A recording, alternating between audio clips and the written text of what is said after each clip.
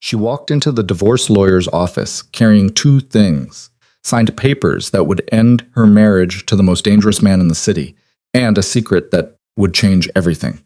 Evelyn Hart thought she had escaped Dante Russo's world of power and control. She thought she could walk away clean. She was wrong because beneath her coat, hidden from everyone, was the one thing that would make a mafia king break every rule he'd ever lived by. This is the story of a woman who fought for her freedom against a man who owned everything except her heart. The law offices of Whitmore and Associates occupied the 42nd floor of the Meridian Tower. Floor-to-ceiling windows overlooked a city that sprawled like a kingdom beneath winter clouds. Everything about the space whispered money and discretion, from the Italian marble floors to the receptionist whose smile was professionally warm and utterly impenetrable.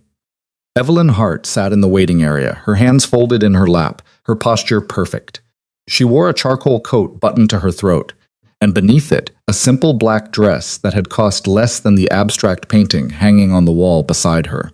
Her dark hair was pulled back in a low bun, severe and practical. No jewelry except the wedding band she would leave on this floor. She had been Mrs. Dante Russo for 3 years, 2 months, and 16 days. In 4 hours, if everything went according to plan, she would just be Evelyn again. The receptionist's phone buzzed softly. "Mrs. Russo, Mr. Whitmore is ready for you. Conference room 3, down the hall to your left." Evelyn stood, smooth and unhurried. Her heels clicked against the marble as she walked, each step measured, each breath controlled. She had practiced this, practiced the walk, the expression, the tone of voice she would use. Practiced until there was nothing left that could betray her. The conference room was exactly what she'd expected. A long table of polished wood, leather chairs, and a view that made the city look small and conquerable. And at the head of the table, flanked by 2 attorneys who looked like they billed by the minute, sat her husband. Dante Russo didn't stand when she entered. He simply watched her, his dark eyes tracking every movement as she crossed the room and took her seat at the opposite end of the table. The distance between them might have been 6 feet, but it felt like miles. He looked exactly as he always did, immaculate in a charcoal suit that probably cost more than most people's monthly rent. His black hair was styled with casual precision, his expression unreadable. Dante had been handsome the day she'd met him, handsome the day she'd married him, and he was handsome now, in the cold way that dangerous things often were. His voice was low and controlled as he said her name, Evelyn. It wasn't quite warm, but not hostile either, just assessing. She replied simply, "Dante." One of his lawyers, a sharp-eyed woman named Victoria Chen, slid a folder across the table. She said, "Mrs. Russo, we've reviewed the proposed terms. My client has some concerns regarding the asset division outlined in section." "The terms are non-negotiable," Evelyn said quietly. Victoria's eyebrow rose a fraction. "Mrs. Russo, I don't think you understand the financial implications of." "I understand perfectly." Evelyn's gaze never left Dante's. "I want nothing. No property, no investments, no alimony. I'm not contesting the prenuptial agreement. I'm simply asking for what was always mine to begin with, my freedom." Silence filled the room like cold water. Dante's expression didn't change, but something shifted in his eyes. "You sure about that?" "Completely. The penthouse alone is worth $12 million. You lived there for 3 years. Legally, you're entitled to. I don't want it. The vacation home in Tuscany. No, the car. Nothing." "Dante." Her voice was still quiet, but there was steel underneath now. The kind that came from a decision made and remade until it was unshakable. "I want nothing that came from you or your world. I just want out." Dante leaned back in his chair, studying her with the same intensity he brought to everything. Business deals, negotiations, the systematic dismantling of anyone who crossed him. He was a man who controlled entire networks of power through fear and calculation. People didn't say no to Dante Russo. People didn't walk away. "Why?" he asked finally. It was Michael Whitmore, Evelyn's attorney, who answered, "Mr. Russo, with all due respect, the reasons for the dissolution of the marriage are not. I'm asking my wife." Dante's gaze never wavered from Evelyn's face. "Why now? Why like this?" Evelyn could have said many things. She could have mentioned the 3 years of being invisible in her own marriage, of being introduced as Dante's wife instead of by her own name. She could have mentioned the dinner parties, where she was expected to be beautiful and silent, while men who dealt in violence and corruption discussed business over wine that cost more than she used to make in a month. She could have mentioned the loneliness of sleeping next to someone who had never once asked what she dreamed about, what she feared, what she wanted beyond the role he'd assigned her. She could have mentioned the moment 6 months ago when he'd looked at her across the breakfast table and said almost casually, "I suppose we should discuss why you haven't gotten pregnant yet. I'll have my doctor schedule some tests for you. Some tests for you, not for us, not together. Just her.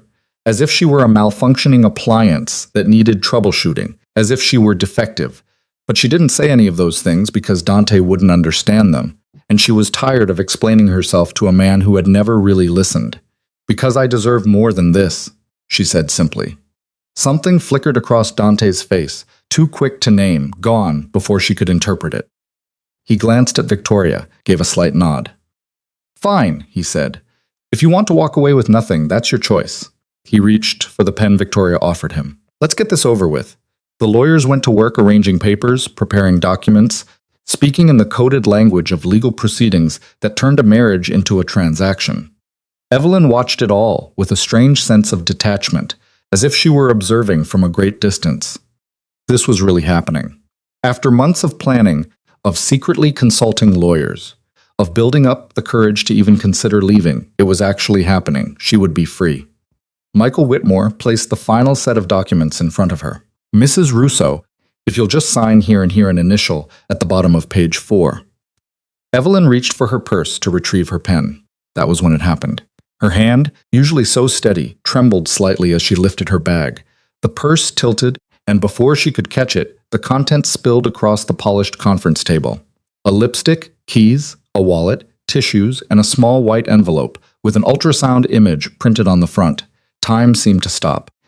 Evelyn's breath caught in her throat as she watched the envelope slide across the table, landing face up directly in Dante's line of sight. The black and white image was clearly visible, the unmistakable curve of a growing life. The measurements printed in the corner, the date stamped across the top. 20 weeks, 3 days, 5 months. Dante stared at the image. His hand, which had been holding a pen, went completely still. The lawyers froze, uncertain whether to acknowledge what they were seeing or pretend they hadn't noticed. Evelyn moved quickly, reaching across the table to gather her belongings, but Dante's hand shot out faster than she'd expected. He picked up the envelope, his fingers careful, almost reverent, as he lifted it to examine the image more closely. "What is this?" His voice was barely above a whisper. Evelyn's heart hammered against her ribs. This wasn't how it was supposed to happen. She'd planned to be gone, to be states away, to be unreachable before he ever found out. The pregnancy was hers, her secret, her choice, her future. Not his, never his. Give it back, please. She kept her voice level, professional, as if they were discussing nothing more significant than a misplaced business card. Dante didn't move. His eyes stayed locked on the ultrasound image, scanning every detail. The curved spine, the visible profile, the tiny hands. His jaw tightened almost imperceptibly. Evelyn. When he looked up at her, his expression was completely unreadable. "What is this?" It wasn't a question anymore. It was a command. She could have lied. Should have lied. Should have said it was her sister's ultrasound, a friend's baby, a keepsake she was holding for someone else. But Evelyn had spent 3 years living in half-truths and careful omissions, shaping herself into whatever version of a wife Dante needed her to be. She was done lying. "It's mine," she said quietly. "I'm 20 weeks pregnant." The words landed like a grenade in the center of the room. Victoria Chen's pen slipped from her fingers. Michael Whitmore's eyes went wide behind his glasses. The other attorney, whose name Evelyn had never caught, looked like he was calculating the fastest route to the door. But Dante's face went absolutely blank. Not angry, not shocked, not anything, just empty, as if his mind had short-circuited trying to process information that didn't fit into any category he understood. 20 weeks, he repeated, his voice hollow. 5 months. Yes, you've been pregnant for 5 months. He said it slowly, like he was testing the words, seeing if they made sense when spoken aloud. We've been living in the same house, sleeping in the same bed, and you've been pregnant for 5 months, and you didn't tell me. It wasn't an accusation. It was something worse. Confusion from a man who was never confused. Uncertainty from someone who had built his entire life on absolute control. Evelyn met his gaze steadily. "Yes, is it?" He stopped, and for the first time since she'd known him, Dante Russo seemed unable to finish a sentence. His hand tightened on the ultrasound image. "Is it mine?" The question should have offended her, should have made her angry, but she understood what he was really asking. Not whether she'd been unfaithful, but whether this was real, whether the impossible thing he was looking at was actually happening. Yes, she said. The baby is yours, Dante. The room held its breath. Dante set the ultrasound down carefully, his movements precise and controlled in the way of someone who was fighting very hard not to lose composure. He stood, buttoning his suit jacket with methodical attention. Everyone out, he said. Victoria started to protest.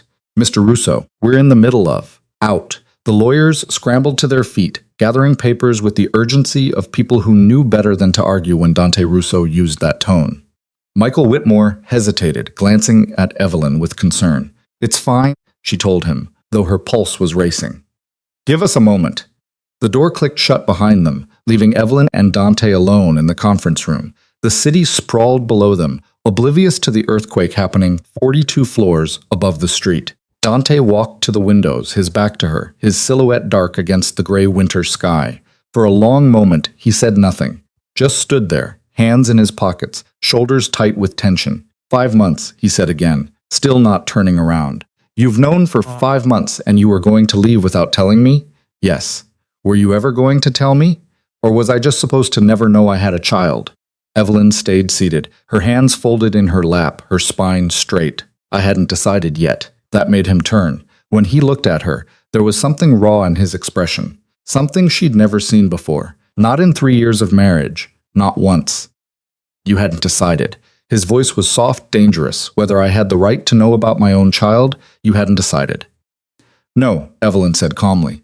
I hadn't decided whether you deserved to know. The words hit him like a physical blow. She watched him process them, watched the way his jaw tightened, the way his hands curled into fists at his sides. How long have we been trying? He moved toward her slowly like he was approaching something wild that might bolt. 2 years. 3. How many doctors did we see? How many specialists? How many times did you sit in those waiting rooms while they ran tests to figure out why you couldn't? He stopped abruptly, why I couldn't. Evelyn finished quietly. That's what you told me. Remember when the first round of tests came back normal? When the second round showed nothing wrong, you looked at me across the doctor's office and said, it must be you then. You must be defective. Dante flinched, actually flinched. I never said defective. You did. Evelyn's voice was still quiet, still steady, but there was an edge to it now. Maybe you don't remember. It was a Wednesday afternoon, Dr. Morrison's office. You had a phone call waiting, and you were irritated about the appointment running late. You said, well, if everything's fine on my end, she must be defective. Can we fix it or not? Evelyn, you weren't talking to me when you said it. You were talking to the doctor about me, like I wasn't even in the room. She stood now, smooth and controlled, gathering her purse, collecting the ultrasound image that Dante had set down on the table. That was the day I decided to leave you. I just needed time to plan it properly. Dante stared at her like he was seeing her for the first time. That's why you want the divorce. Because I said something stupid in a doctor's office 3 months ago. No. Evelyn slipped the ultrasound back into her purse. I want the divorce because in 3 years of marriage, you never once asked me what I wanted, what I needed, what I dreamed about. You gave me everything money could buy and nothing that actually mattered. You treated me like a possession, Dante, a beautiful, expensive thing you could display at parties and put away when you were done with it. That's not fair, isn't it? She met his eyes unflinching. Tell me one thing about me that you actually know. Not the things in my file, not the background check your people ran before you proposed. Tell me one real thing. Dante opened his mouth, then closed it. His expression shifted through several emotions too quickly to name. That's what I thought, Evelyn said softly. She moved toward the door, but Dante stepped into her path, not touching her, not threatening, just there. Close enough that she could smell his cologne, the same expensive scent he'd worn the day they met. You can't just leave, he said. Not now. Not with. He gestured vaguely toward her midsection, though her coat hid any evidence of the pregnancy. We need to talk about this. There's nothing to talk about. Nothing to. He laughed, sharp and humorless. Evelyn, you're carrying my child, our child. You can't seriously think I'm just going to let you walk away. There it was. The truth underneath everything else. Let you. As if she needed his permission. As if her choices were subject to his approval. I'm not asking for your permission, Dante. She stepped around him, heading for the door. I'm informing you of my decision. The divorce proceeds as planned. I'll handle the pregnancy on my own. His hand caught her arm, gentle but firm, not quite restraining, but definitely stopping her. We're married, he said, his voice low and intense. You're my wife. That's my child. You can't just watch me.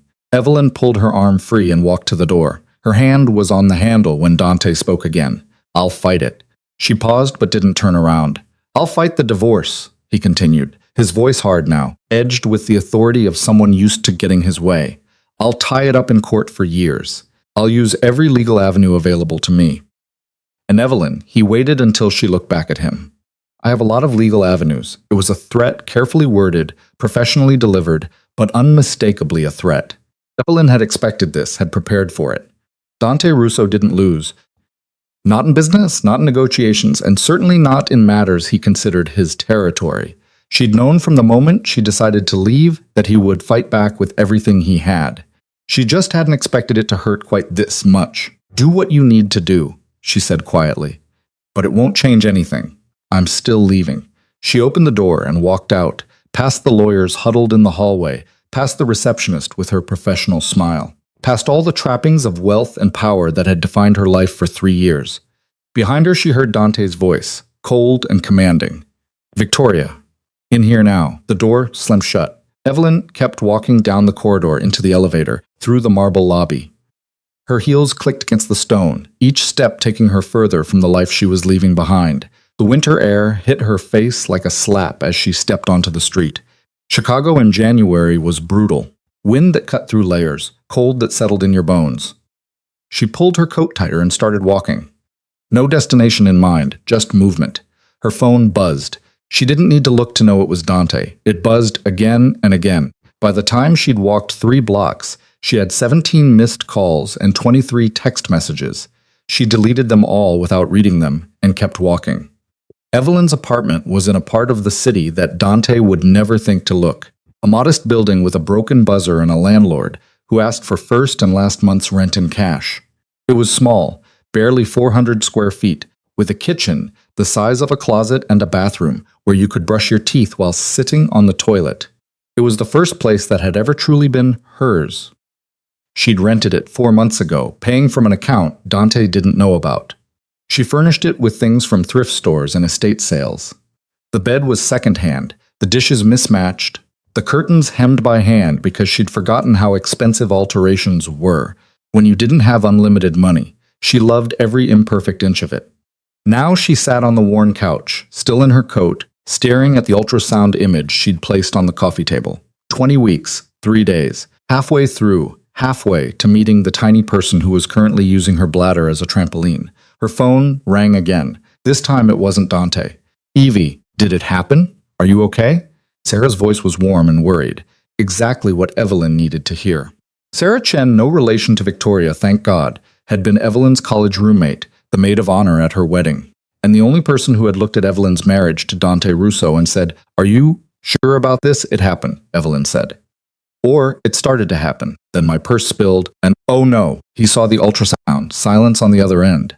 Then yeah, what did he say? He threatened to fight the divorce, tie it up in court, use all his resources too. Evelyn's voice cracked slightly. She took a breath, steadied herself. He's going to make this difficult. Of course he is. He's Dante Russo. Making things difficult is his entire personality. Sarah paused. Are you safe? Like physically safe? He won't hurt me.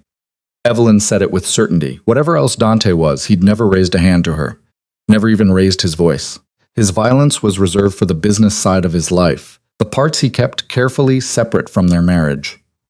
Okay, but Evie, he's going to come after you. You know that, right? He's not going to just let you disappear with his kid. I know. So, what's the plan? Evelyn looked around her small apartment at the books she'd bought herself, the plants she was learning to keep alive, the life she was building piece by piece.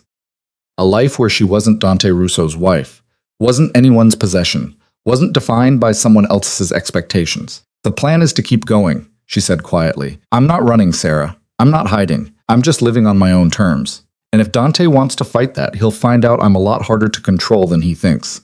That's my girl. Sarah's voice was fierce with pride. You need anything? Money? A place to stay? Someone to slash his tires? Despite everything, Evelyn smiled. I'm good. But thank you. Call me if that changes. And Evie, I'm really proud of you. After they hung up, Evelyn sat in the growing darkness of her apartment, one hand resting on the small curve of her belly that would soon become impossible to hide. The baby moved, a flutter that still felt strange and miraculous. It's okay, she whispered to the life growing inside her. We're going to be okay. She almost believed it. 3 days later, Evelyn arrived at her waitressing shift at Morello's to find an envelope taped to her locker. Inside was a court summons. Dante was contesting the divorce on grounds of reconciliation potential. He'd also filed a motion for temporary spousal support, forcing her to accept money she didn't want, and a preliminary injunction preventing her from making any major decisions regarding the pregnancy without his consultation. He was building a cage made of legal paperwork. You okay? Marcus, her manager, leaned against the door frame of the break room. He was in his 50s, a former chef who'd opened Morello's 20 years ago and ran it with firm kindness. You look like you've seen a ghost. Just some legal stuff. Evelyn folded the papers and shoved them in her bag. Nothing I can't handle. Marcus didn't look convinced, but he didn't push. That was one thing she appreciated about this job. Nobody asked questions they didn't need answers to. She worked the dinner shift in a daze, carrying plates of pasta and glasses of wine, smiling at customers, keeping her expression pleasant, even though her mind was racing through legal strategies and potential countermoves. Michael Whitmore had warned her this might happen, but reading about it in an email was different from holding the actual documents. Dante wasn't just fighting the divorce, he was fighting for control. Her shift ended at 11 o'clock. She was counting out her tips in the back room when Marcus appeared again. Someone out front asking for you, he said, his expression carefully neutral in a way that made her stomach drop. Who? Didn't give a name. Just said he needs to speak with Evelyn Hart. Marcus paused. He's at table 12, the one we usually reserve for anniversaries. The best table in the restaurant, of course. Evelyn's first instinct was to walk out the back door and keep walking, but running would only delay the inevitable. And she'd promised herself she was done running. She found Dante sitting alone at a table set for two, surrounded by the warm glow of candlelight and the low murmur of late-night diners.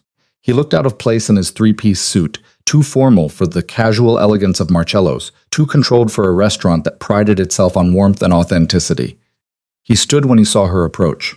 Please sit, he said quietly. I'm working. Marcus gave you a break, 30 minutes. At her look of surprise, he added, I asked nicely. You probably tipped him nicely, too. I may have contributed to his daughter's college fund. Dante pulled out the chair opposite his. Please, Evelyn, 30 minutes. That's all I'm asking. Against her better judgment, she sat, but she didn't relax, didn't lean back, didn't give him any sign that she was comfortable with this ambush. Nice place, Dante said, looking around. I've never been here before. That's because you only eat at restaurants with Michelin stars. True. He nodded to the waiter who'd appeared with water glasses. Can I order you something? Dinner, dessert. Been carrying plates of carbonara for 6 hours. I'm good. How about some tea then? Chamomile. I remember you liked chamomile. The fact that he remembered anything about her preferences was surprising enough that Evelyn paused. Fine chamomile. Dante ordered 2 cups and waited until the waiter had departed before speaking again.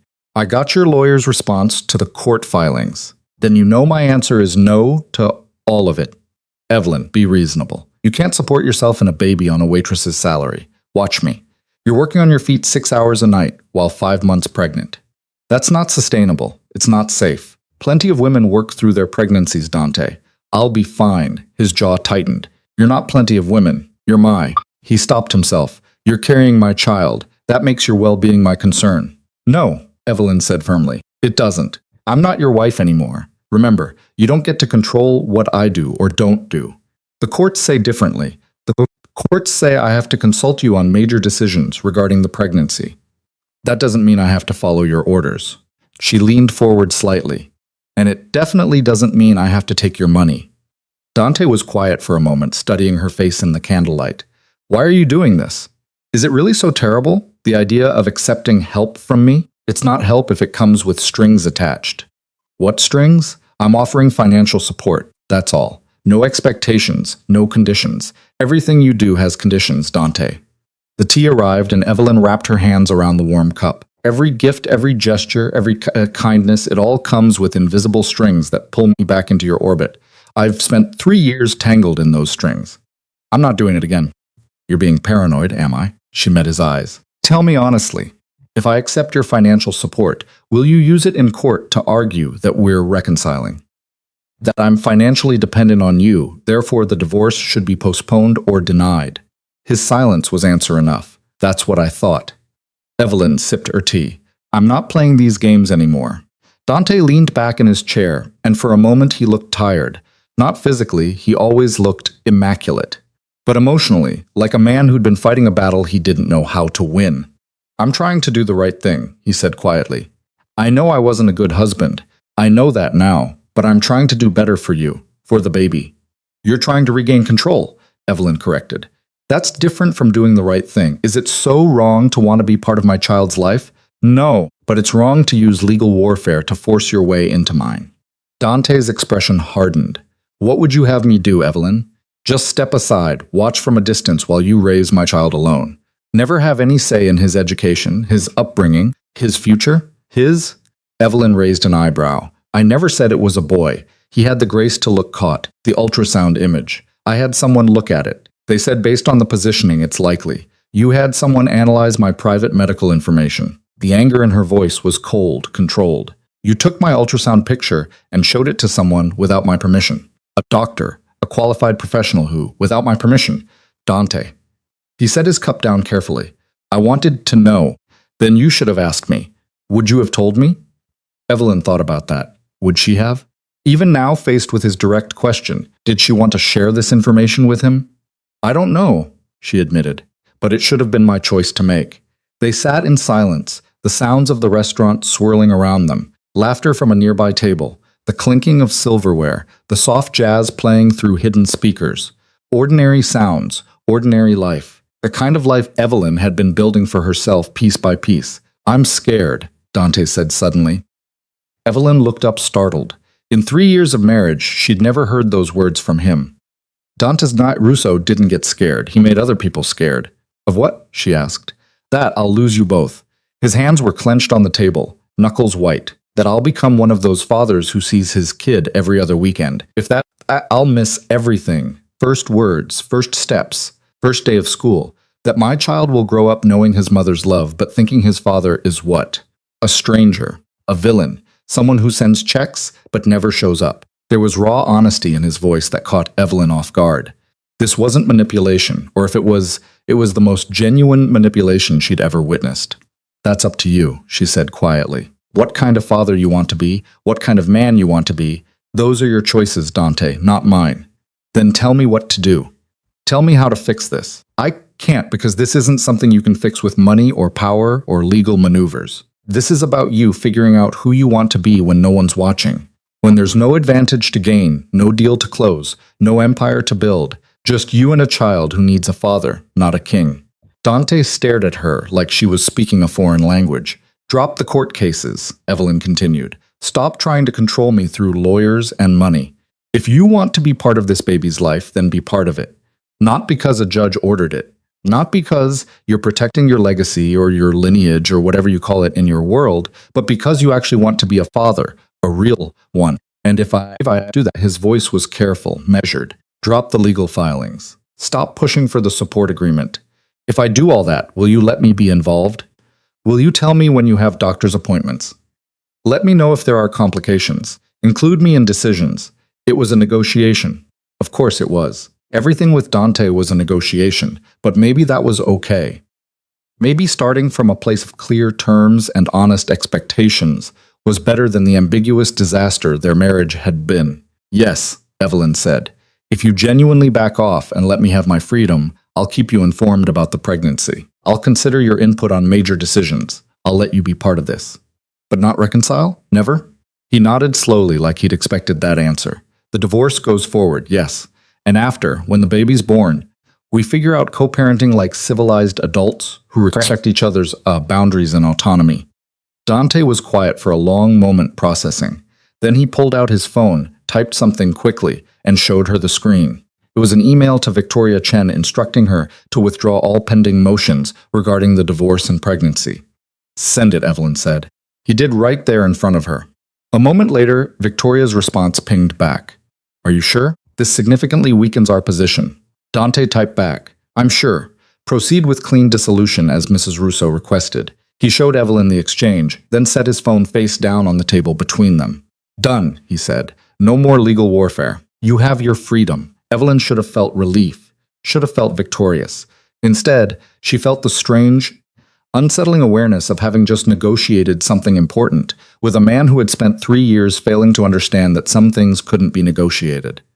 Thank you, she said. Don't thank me. Dante's smile was bitter. I'm not doing this to be noble. I'm doing it because I don't know any other way to keep you from disappearing completely. I'm not disappearing. I'll be here in Chicago living my life in this neighborhood. He glanced around and she could see him cataloging details. The modest decor, the affordable prices on the menu, the general atmosphere of working-class authenticity.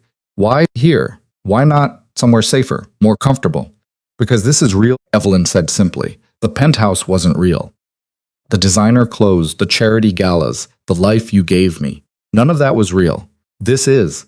This is a restaurant in a neighborhood with a crime rate that you probably contribute to, she finished. At his expression, she softened slightly. I'm safe here, Dante. Safer than I ever was in your world. He looked like he wanted to argue, but stopped himself. Learning. Actually learning. Fine, he said, but if anything happens, if you need anything, anything at all, you call me immediately. I have friends, support systems.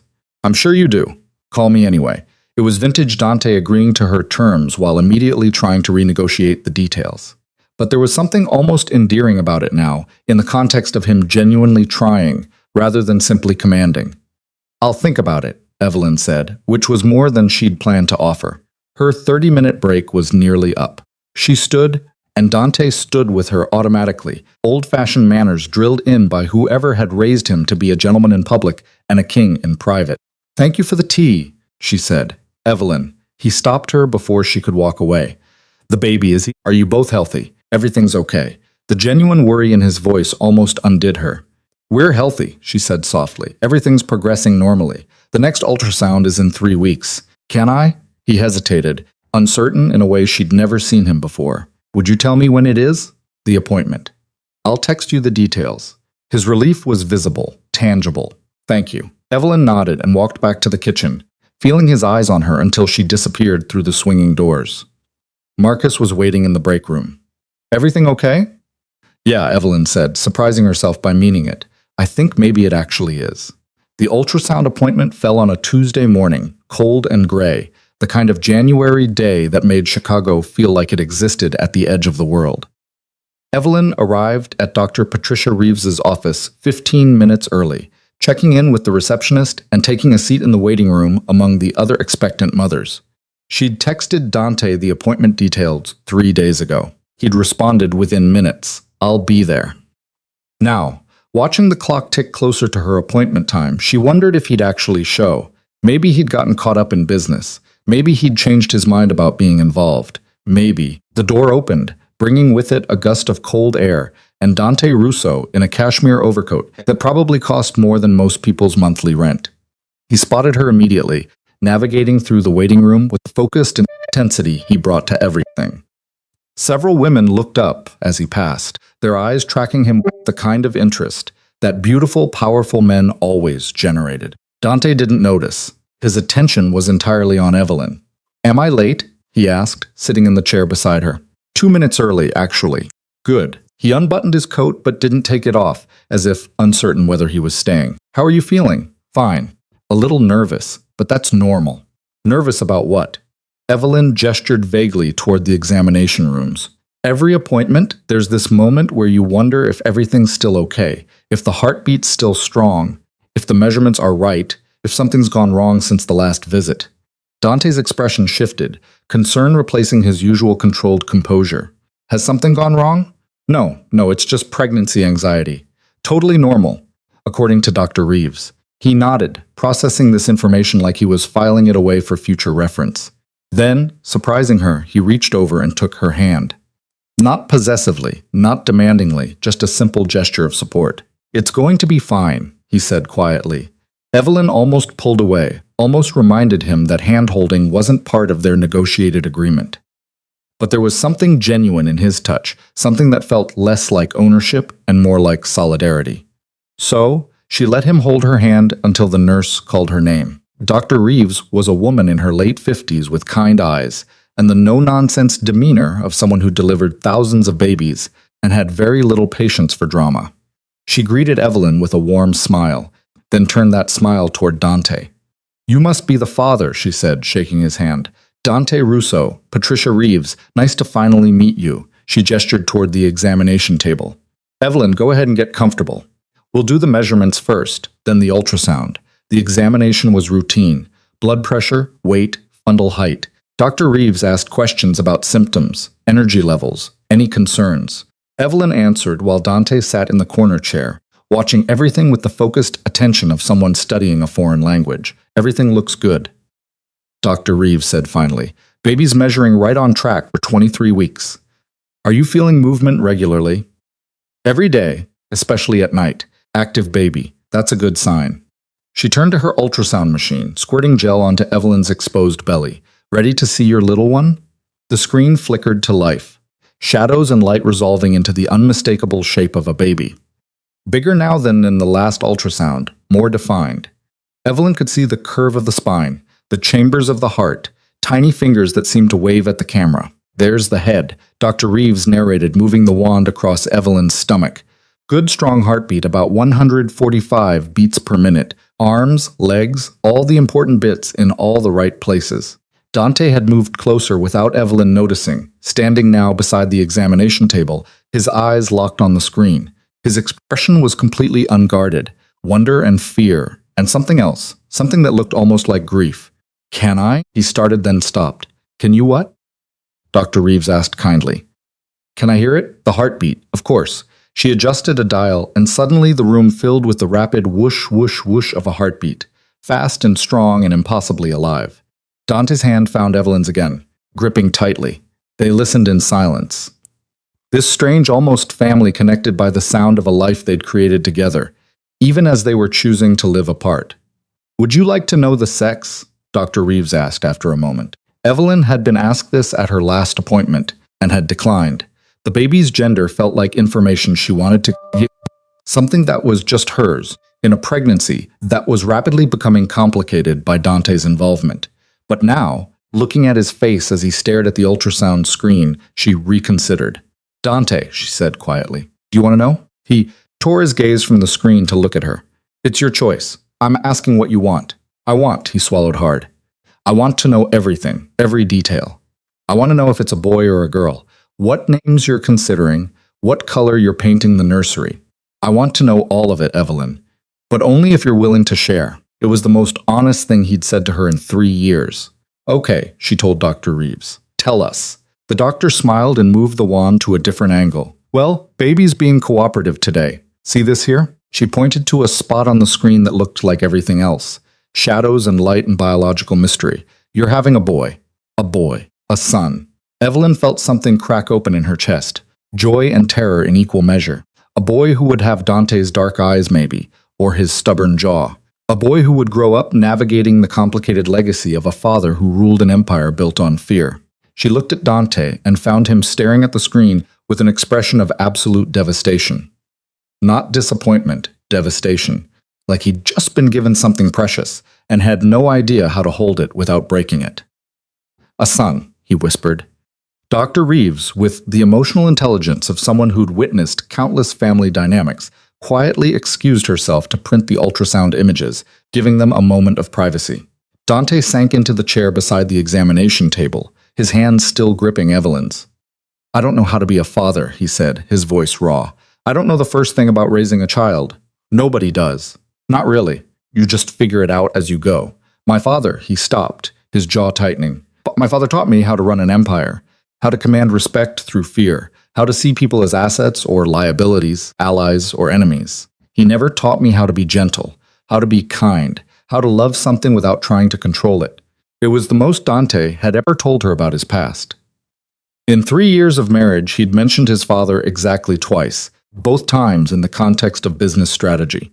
"Then you have a chance to do it differently," Evelyn said quietly. "You can choose to be the kind of father he wasn't. What if I can't? What if I'm too much like him? You're already different. You're here. You're asking questions. You're trying. She squeezed his hand. That's more than a lot of fathers do. Dr. Reeves returned with printed ultrasound images, tactfully pretending not to notice Dante's suspiciously bright eyes. She reviewed the rest of the appointment details. Next visit in 4 weeks. Continue the prenatal vitamins. Call if there were any concerning symptoms. As if they were leaving, she pulled Evelyn aside while Dante was getting his coat. He seems like he's trying, she said quietly. That's good to see. We're not back together, Evelyn clarified quickly. We're just co-parenting or learning to. Whatever you want to call it, it's working. Baby's healthy. You're healthy, and that's what matters. Dr. Reeves smiled. See you in 4 weeks. Outside, the gray day had started spitting snow, tiny flakes that melted on contact with the pavement.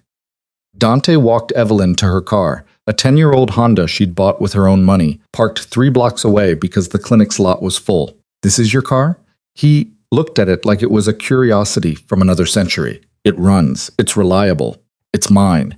It doesn't have side airbags. It has airbags, just not side ones. Evelyn, you're 6 months pregnant. You should be driving something safer. Dante, I'm serious. What if you got into an accident? What if? What if you trusted me to make my own decisions about my own safety? She unlocked the car and opened the door. I appreciate your concern, but I'm not trading this car for something you pick out. That's non-negotiable. He looked like he wanted to argue, but caught himself. Learning, still learning. At least let me have my mechanic look at it, he said. Make sure everything's running properly. No charge, no strings, just peace of mind. Evelyn considered this. It was a reasonable request, actually, and her car had been making a weird rattling sound lately that she'd been ignoring because a mechanic's visit wasn't in her budget. Fine, she said, but I choose the mechanic, not one of your people. Deal. He pulled out his phone. When's your next shift at Morello's? Why? Because I'd like to take you to dinner somewhere other than your workplace. Somewhere we can talk about. He gestured vaguely. Everything. Parenting, logistics, names, maybe names. You said you were considering names. I'd like to hear them. Evelyn should have said no, should have maintained boundaries, kept their interactions, limited to the strictly necessary. But the man standing in front of her wasn't the husband who'd called her defective. This was someone different, uncertain and trying, and maybe possibly capable of change. Thursday, she said. I'm off Thursday. I'll pick you up at 7. I'll meet you there. Text me the address.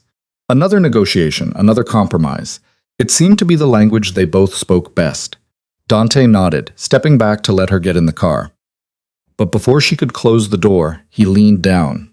Evelyn, thank you for letting me be there today, for letting me hear his heartbeat. His voice was rough with emotion. I won't forget it. She didn't trust herself to speak, so she just nodded.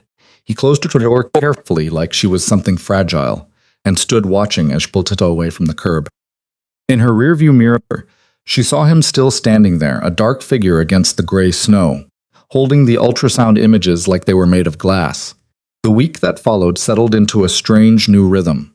Dante texted every morning, simple messages asking how she slept, if she needed anything, if the baby was active. Evelyn answered honestly, surprised to find that his questions felt less like surveillance and more like genuine concern. Thursday arrived faster than she expected. The restaurant Dante chose was in River North. Upscale, but not ostentatious. The kind of place that valued good food over celebrity chef hype.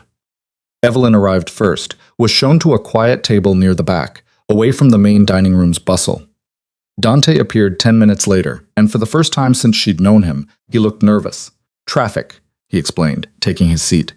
I should have left earlier. It's fine. I just got here, they ordered. Evelyn chose the salmon, Dante the steak, and then sat in the kind of awkward silence that people who used to know each other very well, but were now strangers, fell into. So, Dante said finally, names? Smiled despite herself. I've been thinking about it. Leo. I keep coming back to Leo. Like the constellation, like strength, like a lion, something brave. She traced patterns on the tablecloth. I want him to be brave, braver than I was. You left me, Dante pointed out, while pregnant with no financial support, no safety net. That's the definition of brave. That's the definition of desperate. Maybe, or maybe it's both. He leaned back as the waiter brought their drinks. Sparkling water for Evelyn, scotch for Dante. Leo Rosso. It has a good sound to it. Leo Hart, Evelyn corrected quietly. The correction landed between them like a stone. He'll have your last name. Dante's voice was carefully neutral. He'll have mine. Yes. Can I ask why? Evelyn considered how to explain this without it sounding like the rejection it partly was. Because Russo comes with weight, expectations, a legacy that I don't want him carrying before he's old enough to choose it for himself. Hart comes with nothing, Dante said. No protection, no resources, no. Freedom, Evelyn finished. It comes with freedom to be whoever he wants to be, not who his father's empire demands he become. Dante took a drink of his scotch, processing. And if he wants to be part of that empire someday, if he chooses it, then that will be his choice. Made as an adult who understands what he's choosing, not a birthright forced on him before he can even speak. Their food arrived, giving them both an excuse to focus on something other than the fundamental disagreement hovering over the table. They ate in silence for several minutes before Dante spoke again. I've been thinking about what you said about being a different kind of father, and I don't know how to separate who I am from what I do, the business, the empire. It's not something I clock out from. It's who I've been since I was 20 years old. I'm not asking you to stop being who you are, Evelyn said carefully. I'm asking you to consider who you want to be for him, for Leo.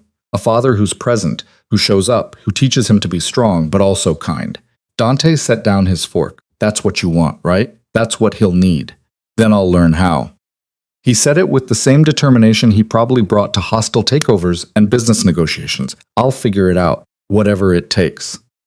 Evelyn believed him, which was somehow more terrifying than if she hadn't. They talked through dinner about logistics, doctor appointments, birthing classes, the approaching reality of a newborn who would need both of them in different ways. Dante listened more than he spoke, asking questions instead of issuing directives, considering her answers instead of dismissing them. It was almost like talking to a different person. After dinner, Dante walked her to her car, the same battered Honda he'd criticized before. This time, he didn't comment on its lack of side airbags, just made sure she was safely inside before stepping back. Same time next week, he asked through her window. You want to make this a regular thing? I want to be involved, Evelyn. Actually involved, not just getting updates via text. I want to know what you're eating, how you're sleeping, whether your back hurts from carrying around my son. He paused. Unless that's too much. If it is, tell me and I'll back off. It was too much. It was also somehow exactly what she needed. Someone to witness this journey with her, even if they weren't traveling the same path. Same time next week, she agreed. His smile was small but genuine. I'll text you the location. As Evelyn drove home through the snowy streets, one hand resting on her growing belly, she felt the baby move. A strong kick that made her gasp and laugh at the same time. Your father's trying, she told her son. I don't know if that's good news or terrifying, but he's trying. The baby kicked again, as if in response. Back at her apartment, Evelyn found a package waiting outside her door. No return address, but she recognized the handwriting on the label, Dante's careful, precise script. Inside was a book. What to expect. When you're expecting, heavily bookmarked with sticky notes. Flipping through, she found Dante's handwriting in the margins, questions, observations, entire passages highlighted. There was also a note written on heavy cardstock in his distinctive hand. I'm reading everything I can find, probably too much. Definitely annoying Victoria by asking questions she can't bill for, but I'm trying to understand what you're going through, what he's going through. I know I can't be there for every moment, but I want to be prepared for the ones I am there for. D. Evelyn set the book on her coffee table next to the latest ultrasound pictures.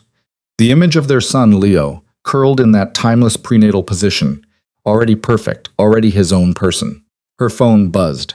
A text from Dante. Did the package arrive? She typed back, yes, thank you. His response came immediately.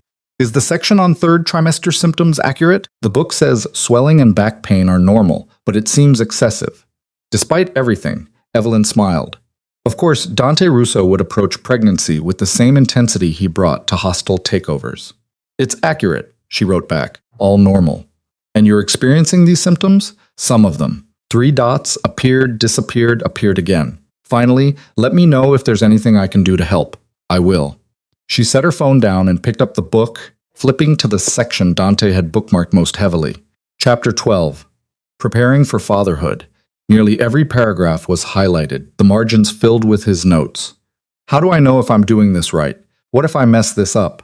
How do I teach him to be better than I am? The vulnerability in those questions took her breath away. This was Dante without his armor, without his control, facing the one thing in his life he couldn't intimidate or outmaneuver or buy his way through: fatherhood. The weeks began to blur together, marked by doctor appointments and dinners and text message check-ins that became part of Evelyn's daily routine. Dante showed up for every ultrasound, every test, every moment she allowed him to witness. He started bringing her things, not expensive gifts, but practical ones. Ginger tea for morning sickness that had returned in her second trimester. A pregnancy pillow when she mentioned having trouble sleeping. Books on child development that he'd already read and annotated. He was learning her, she realized, actually paying attention to what she needed rather than assuming he already knew. It was unsettling and something else, something that felt dangerously close to hope. One evening in early February, Evelyn's shift at Morello's was interrupted by a commotion in the dining room. She emerged from the kitchen to find two men in expensive suits blocking the entrance, their posture aggressive, their voices raised. Marcus was trying to calm the situation, but one of the men pushed past him, scanning the restaurant until his eyes landed on Evelyn. "You," he said, pointing. Evelyn Hart. She froze, one hand instinctively moving to her belly, now obviously pregnant at 26 weeks. "Can I help you?" Marcus stepped between them, protective. "We're here to deliver a message." The man pulled out an envelope, tried to hand it to Evelyn. From Vincent Corelli. The name sent ice through her veins. Vincent Corelli, one of Dante's rivals. A man whose name appeared in newspapers alongside words like investigation and racketeering and occasionally murder. "I don't accept messages from Vincent Corelli," Evelyn said, her voice steadier than she felt. "He insists. Says it concerns your situation." The man's eyes dropped to her belly, and the threat in that glance was unmistakable. Marcus pulled out his phone. "You need to leave now, or I'm calling the police. Go ahead. We'll be gone before they arrive." The message stands. "Vincent wants to talk to Dante's woman. Says it's in everyone's best interest. I'm not Dante's woman." The man smiled cold and knowing. That's not what Vincent hears. He hears Dante's got himself a pregnant wife he can't quite let go of. Makes a man vulnerable, makes him sloppy. "Get out," Marcus said, his phone already dialing. The men left, but not before the first one dropped the envelope on the nearest table. It sat there like a live grenade, innocent paper that represented something far more dangerous. Evelyn's hands were shaking as she picked it up. Inside was a single piece of paper with a typed message. "Your husband has taken something that belongs to me. I'm willing to negotiate for its return. You're invited to facilitate that conversation. Come alone to the address below, Friday midnight, or I'll be forced to deliver my message through less pleasant channels." An address in the warehouse district followed, the kind of place where bodies got found, not conversations had.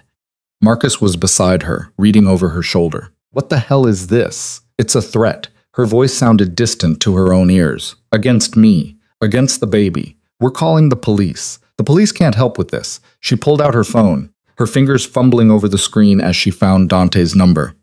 He answered on the first ring. "Evelyn, what's wrong?" "Vincent Corelli just sent men to my workplace. They delivered a message, a threat." Silence, then in a voice she'd never heard from him. Cold and deadly. "Are you hurt?" "No, I'm fine. But Dante, they mentioned the baby. They know about it. I'm on my way. Don't go anywhere. Don't talk to anyone. I'll be there in 10 minutes. Dante." But he'd already hung up. Marcus insisted she sit down, brought her water, hovered with the protective concern of someone who'd seen too much violence in his own past to take threats lightly. The other waitstaff clustered nearby, uncertain and worried. Dante arrived in 8 minutes. Evelyn heard him before she saw him, the door slamming open, his voice cutting through the restaurant's low murmur with absolute authority. "Where is she?" Then he was there, crossing the dining room in long strides, his expression a mask of controlled fury. He crouched beside her chair, his hands gentle as they framed her face, his eyes scanning her for injuries. "Did they touch you?" "No, they just delivered this." She handed him the envelope. Dante read the message, his jaw tightening with each word. When he finished, he carefully folded the paper and tucked it into his coat pocket. "You're not going," he said flatly. "I wasn't planning to." "Good." He stood, pulling out his phone, because Vincent Corelli just made the last mistake of his miserable life. "Dante, wait." But he was already making calls, issuing orders in a low voice that carried the weight of absolute command. Evelyn caught fragments, every location tonight. Send a message, before he stepped away to continue the conversation privately. Marcus sat down across from her. That's your husband? Ex-husband? Almost. He looks ready to start a war. He probably is. Evelyn rubbed her temples, exhaustion crashing over her. This is exactly what I was trying to avoid. Getting dragged into his world, becoming a target because of who he is. From where I'm sitting, you became a target the moment you got pregnant with his kid. Geography doesn't change that. It was brutally true. She could live in the smallest apartment, work the humblest job, keep her distance from Dante's empire, but she was still carrying his son, still connected to him in the most fundamental way possible, still vulnerable. Dante returned, his expression grim. I'm taking you somewhere safe now. I have an apartment that Vincent's people now know about. You're not going back there. Not tonight. Dante, I can't just disappear. I have work. I have Marcus. Dante turned to her manager, pulling out his wallet. How much to keep her on the payroll while she takes an extended leave? You can't buy my job, Evelyn protested. I'm not buying your job. I'm ensuring you have one to come back to when this is resolved. He looked at Marcus. Well? Marcus considered, then named a figure. Dante doubled it without blinking and added, that includes upgrading your security system and hiring 2 guards for the evening shifts. Non-negotiable. Done, Marcus said, shaking his hand. Evelyn wanted to argue, wanted to insist on her independence, wanted to maintain the boundaries they'd carefully negotiated. But she was 6 months pregnant, and someone had just threatened her son. Pride could wait. Where are we going? She asked Dante. Somewhere Vincent Corelli will never find you. Somewhere I can keep you both safe while I handle this. Handle this? How? His smile was cold and absolutely terrifying. By reminding Vincent why nobody threatens what's mine. There it was again. That possessive certainty that she belonged to him. But for once, Evelyn didn't correct him. Because tonight, being his meant being protected, and protection was what her son needed most. Dante's car was waiting outside Morello's, a black sedan with tinted windows, and a driver who didn't ask questions. Evelyn slid into the back seat, her heart still racing from the confrontation, while Dante made 3 more phone calls in rapid succession. Each one delivered in the clipped authoritative tone of a man marshaling forces for war. They drove through the city in tense silence, passing neighborhoods Evelyn recognized and then ones she didn't, until finally the car turned down a tree-lined street in Lincoln Park, where old money lived behind iron gates and manicured hedges. The driver pulled up to a brownstone that looked like it had been standing since before the Chicago fire, all elegant brick and leaded glass windows. Where are we? Evelyn asked. Somewhere Vincent doesn't know about. Dante helped her from the car, his hand steady on her elbow.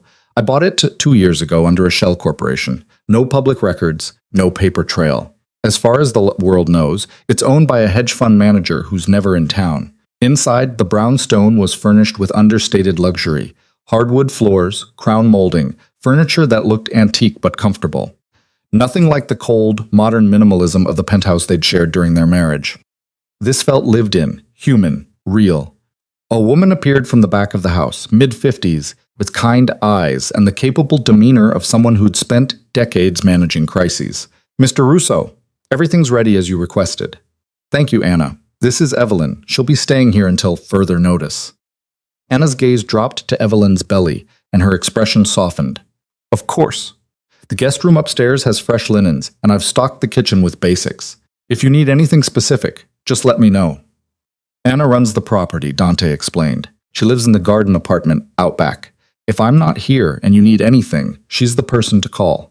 I don't need a babysitter, Evelyn said. You need protection. There's a difference. Dante's phone buzzed again. He glanced at the screen, frowned. I have to go handle this. Anna will show you around. Handle what exactly? The situation with Vincent. Evelyn caught his arm before he could leave. Dante, what are you going to do? What I should have done months ago. Vincent's been moving into territory that isn't his, making plays he has no business making. He thinks threatening you will bring me to the negotiating table. He's wrong. You're going to hurt him. It wasn't a question. Dante's expression confirmed what she already knew.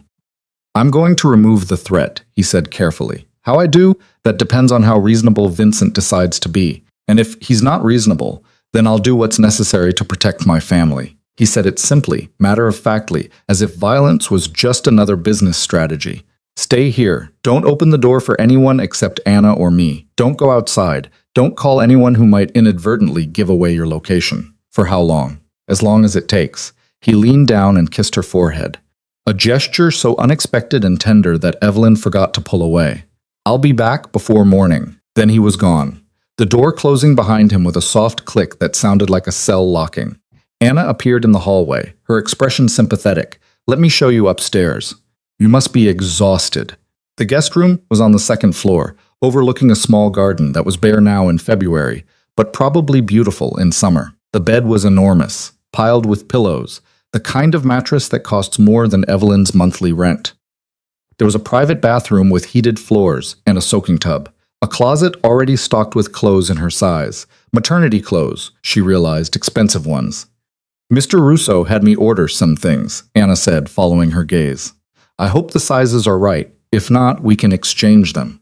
"When did he do this?" "He called 3 days ago. Said he might need a safe place for you and wanted everything ready just in case."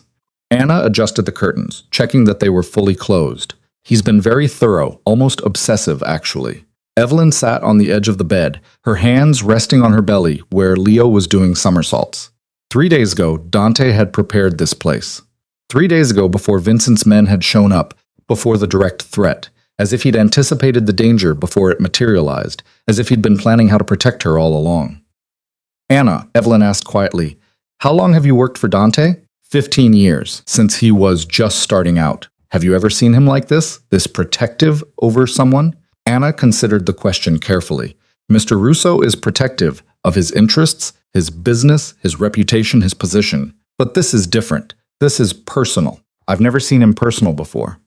After Anna left, Evelyn tried to sleep, but her mind kept racing through the evening's events. Vincent Carfelli's threat, Dante's cold fury, the way he'd said, "my family," like it was something real and solid, instead of the complicated mess it actually was. She must have dozed eventually, because she woke to the sound of the front door, opening downstairs. Pale dawn light filtered through the curtains. Her phone showed 5:30 in the morning. Evelyn went downstairs carefully, one hand on the banister, and found Dante in the kitchen making coffee. He'd removed his suit jacket and tie, rolled up his sleeves. There was blood on his right cuff.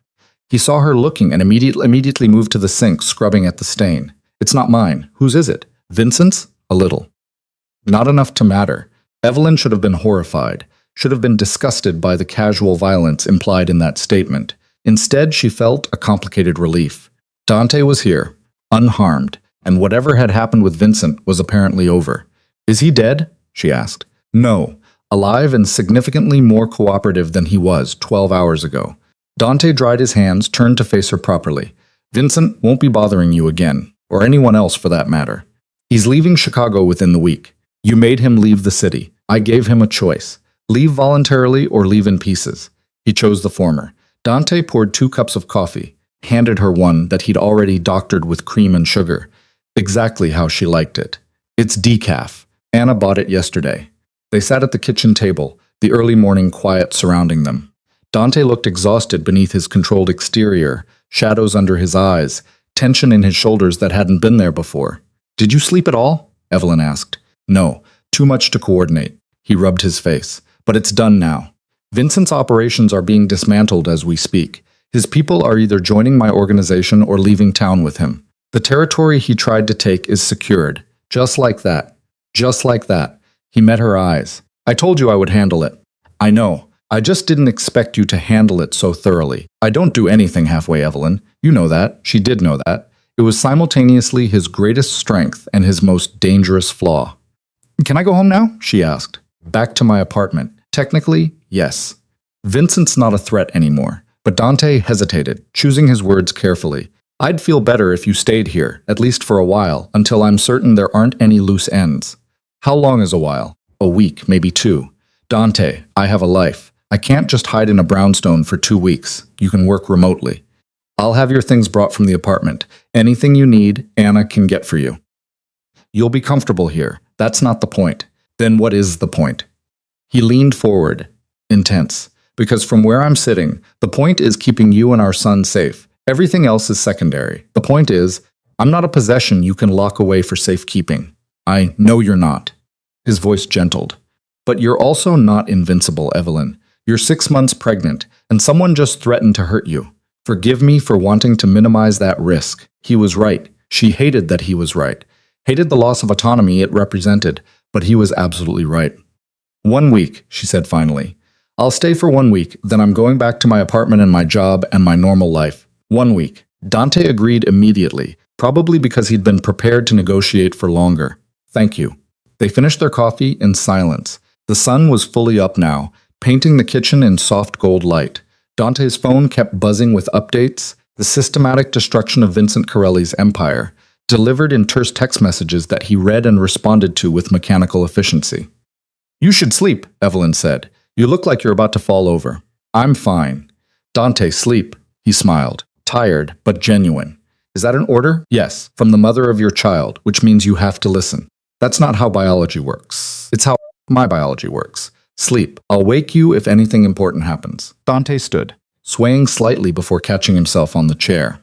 Evelyn watched him with concern, saw him notice her concern, and try to hide his exhaustion behind his usual controlled facade. There's a bedroom on the first floor, he said. I'll just rest there for an hour. He made it to the couch in the living room before collapsing fully clothed, asleep before his head hit the cushion. Evelyn found a blanket and covered him, careful not to wake him. In sleep, Dante looked younger, less burdened. His face relaxed into something almost peaceful, the lines of tension smoothing out. She'd never seen him sleep before. In 3 years of marriage, he'd always woken before her, was always already dressed, and working by the time she opened her eyes. She'd sometimes wondered if he slept at all, or if he just recharged in some mechanical way that didn't require vulnerability. But here he was, unconscious and defenseless, trusting her to wake him if danger came. It was the most honest thing he'd ever shown her. The week that followed fell into an unexpected rhythm. Dante stayed at the brownstone, working from the study on the first floor, emerging periodically to check on Evelyn or bring her food that Anna had prepared. They ate meals together, sat in comfortable silence while he worked through business matters, and she read baby books, existing in the same space without the constant tension that had defined their marriage. It was almost domestic, almost normal.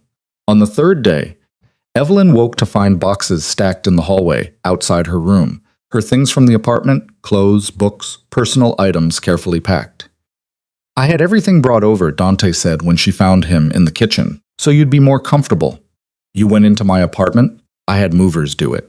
Anna supervised to make sure nothing was damaged. He poured her orange juice without being asked. Was that wrong? It should have been. Should have felt like another violation of her boundaries. Instead, it felt like consideration.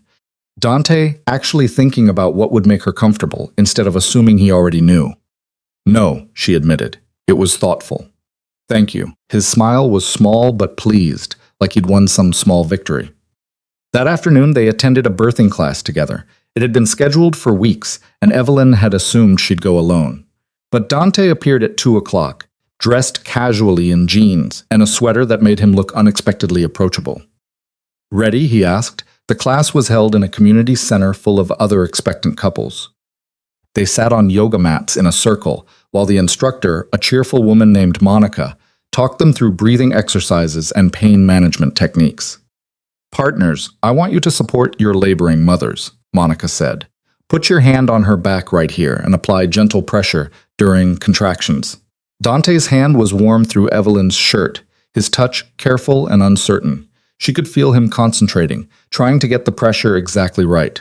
How's that? He whispered. Good. Perfect, actually. They practiced positions for labor, ways to move through contractions, how partners could help. Dante approached it all with the focused intensity he brought to everything, asking questions, taking mental notes, completely serious about learning how to be useful during the birth. Afterward, walking back to his car, Evelyn found herself laughing. What? Dante asked. You approached that birthing class like it was a hostile takeover. I wanted to learn the material properly. You asked Monica about optimal breathing ratios. Nobody asks about optimal breathing ratios. Well, maybe they should. If there's a more efficient way to manage pain, I want to know about it. Evelyn shook her head, still smiling. You're ridiculous. I'm thorough. Same thing. But she was charmed despite herself. Watching Dante Russo, a man who controlled criminal empires and terrified grown men, earnestly practicing breathing techniques with a room full of pregnant women was somehow endearing. Back at the brownstone, they made dinner together. Or rather, Evelyn watched Dante attempt to make dinner, while Anna hovered in the background, clearly concerned about her kitchen's well-being. "You've never cooked before," Evelyn observed as he struggled with an onion. "I've cooked. Reservations don't count as cooking. I've used the stove occasionally to heat water for coffee." He pointed the knife at her. "You're enjoying this immensely." They ended up ordering takeout while Anna rescued the remains of Dante's attempted carbonara. They ate on the couch, container spread across the coffee table, arguing about baby names. "Leo is good," Dante said, "but what about a middle name? I haven't decided yet. Alexander, James, something strong. Those are very traditional." "What's wrong with traditional?" "Nothing. I just want something that means something, not just a name that sounds good." Dante considered this. "My grandfather's name was Antonio. He was the only one in the family who encouraged me to think beyond the business, to consider what I wanted instead of what was expected."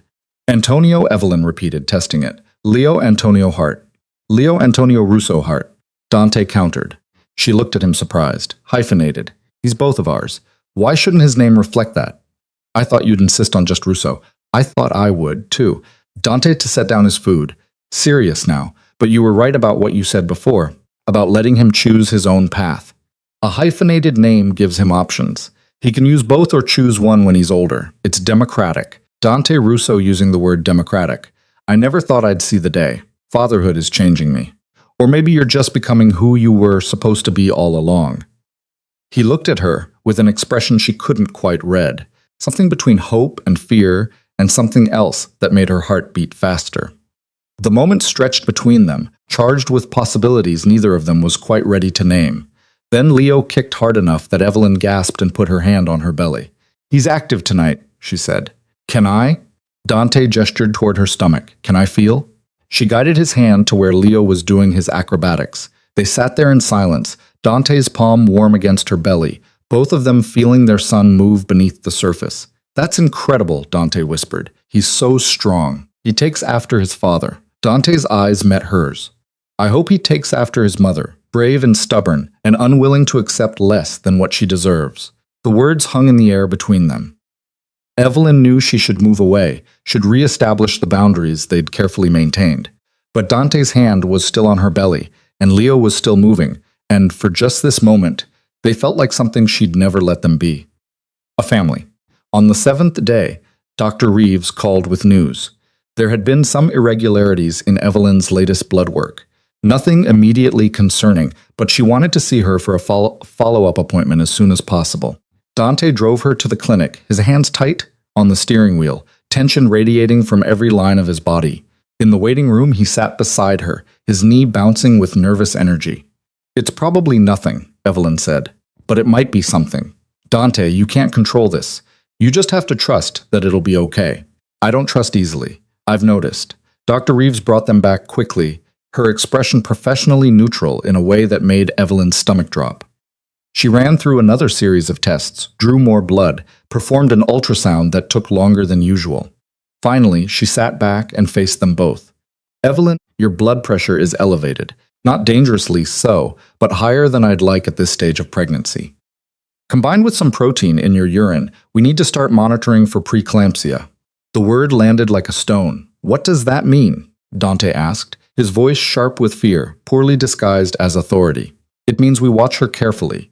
More frequent appointments, blood pressure monitoring at home, reduced stress, plenty of rest. If it progresses, we may need to consider early delivery."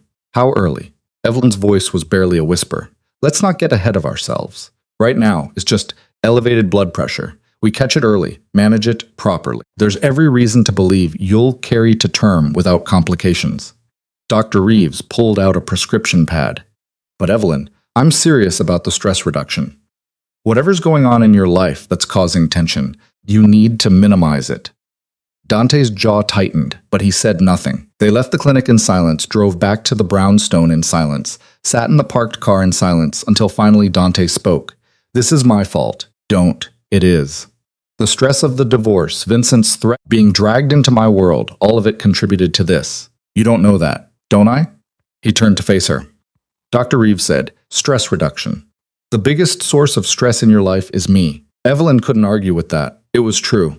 From the moment she'd married him to this very conversation, Dante had been a constant source of tension. "So, what do you want to do?" she asked quietly. "What I should have done months ago. let you go. Actually, let you go without legal battles or negotiations, or trying to maintain control. You wanted freedom. You deserve freedom, and our son deserves a mother who's healthy and happy, not sick from stress I'm causing. Dante, I'll finalize the divorce. No contest, no delays. You can go back to your apartment, your job, your life. I'll stay involved with Leo's life, as much or as little as you want to allow, but I won't force anything anymore. I won't be the reason your blood pressure is elevated and you're at risk. He said it all calmly, rationally, like he was presenting a business proposal instead of dismantling the fragile connection they'd been building. Is that what you want? Evelyn asked. What I want doesn't matter. What matters is keeping you both safe. Answer the question, Dante. Is that what you want? He was quiet for a long moment, staring straight ahead through the windshield. When he finally spoke, his voice was rough with emotion. No, it's not what I want. I want to be part of your life, part of his life. I want dinners together and birthing classes and stupid arguments about cooking. I want to feel him kick and watch you roll your eyes at my questions and fall asleep, knowing you're both safe under the same roof. He turned to look at her. But what I want isn't as important as what you need. And what you need is peace. Evelyn's throat tightened. This was the most honest Dante had ever been with her, admitting what he wanted while simultaneously prioritizing her well-being over his own desires. It was exactly the kind of man she'd needed him to be 3 years ago.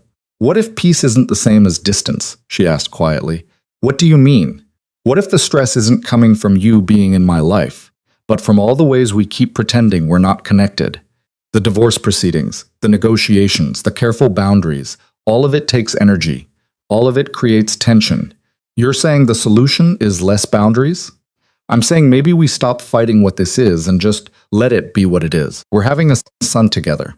We're going to be in each other's lives forever, whether we like it or not. Maybe it's time we stopped approaching that like a problem to be solved and started approaching it like a reality to be lived with. Dante studied her face, searching for something. What are you proposing? I don't know yet. I just know that trying to separate completely isn't working, and trying to stay married wasn't working either. Maybe there's something in between. Like what? Like being honest with each other? Like being actual partners in raising our son instead of adversaries negotiating custody terms?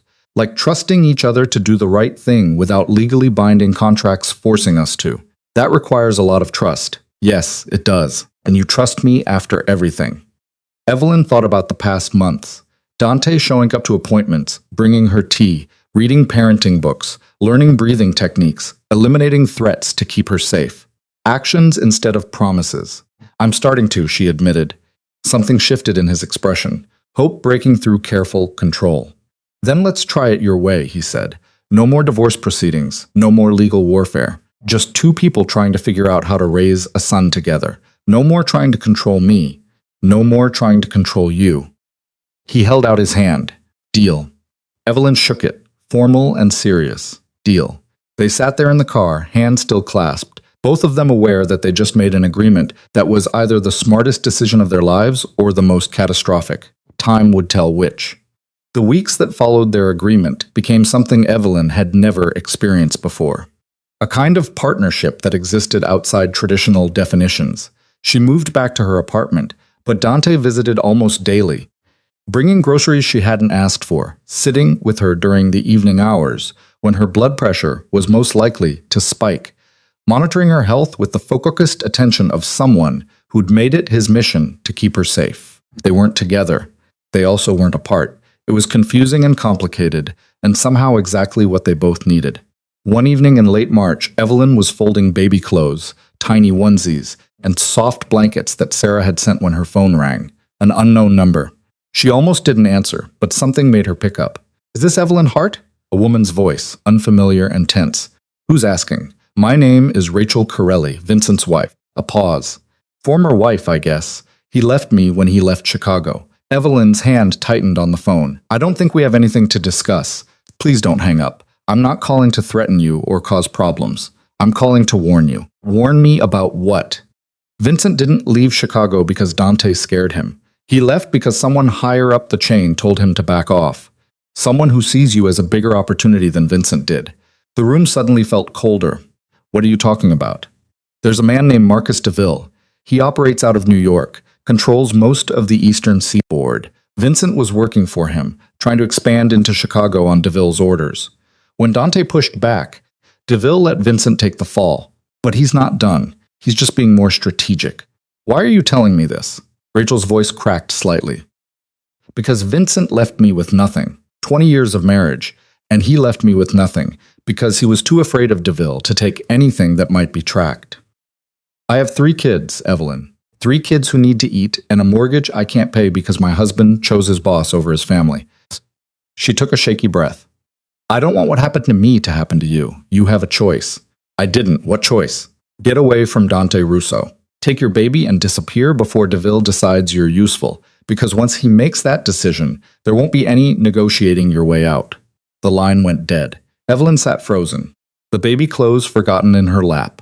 Marcus DeVille. She'd heard the name before, whispered in the background of conversations Dante thought she wasn't listening to, a ghost who moved pieces on a board that stretched across multiple states. Her phone rang again. This time it was Dante. I'm outside, he said. Can I come up? She buzzed him in, unlocked her door, and waited.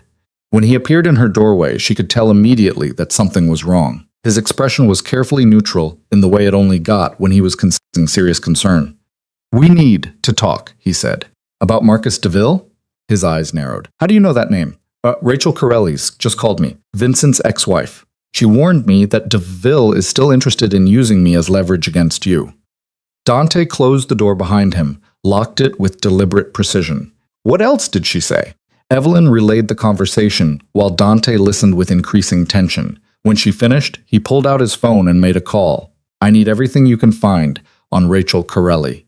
Current location, phone records, financial situation, and I need it an hour ago. He hung up and turned back to Lynn. She's right. DeVille is the one who pushed Vincent to move into Chicago. I've been tracking his movements for weeks, trying to figure out his next play, and he's coming here to Chicago next week. Dante sat down on her second-hand couch, suddenly looking exhausted.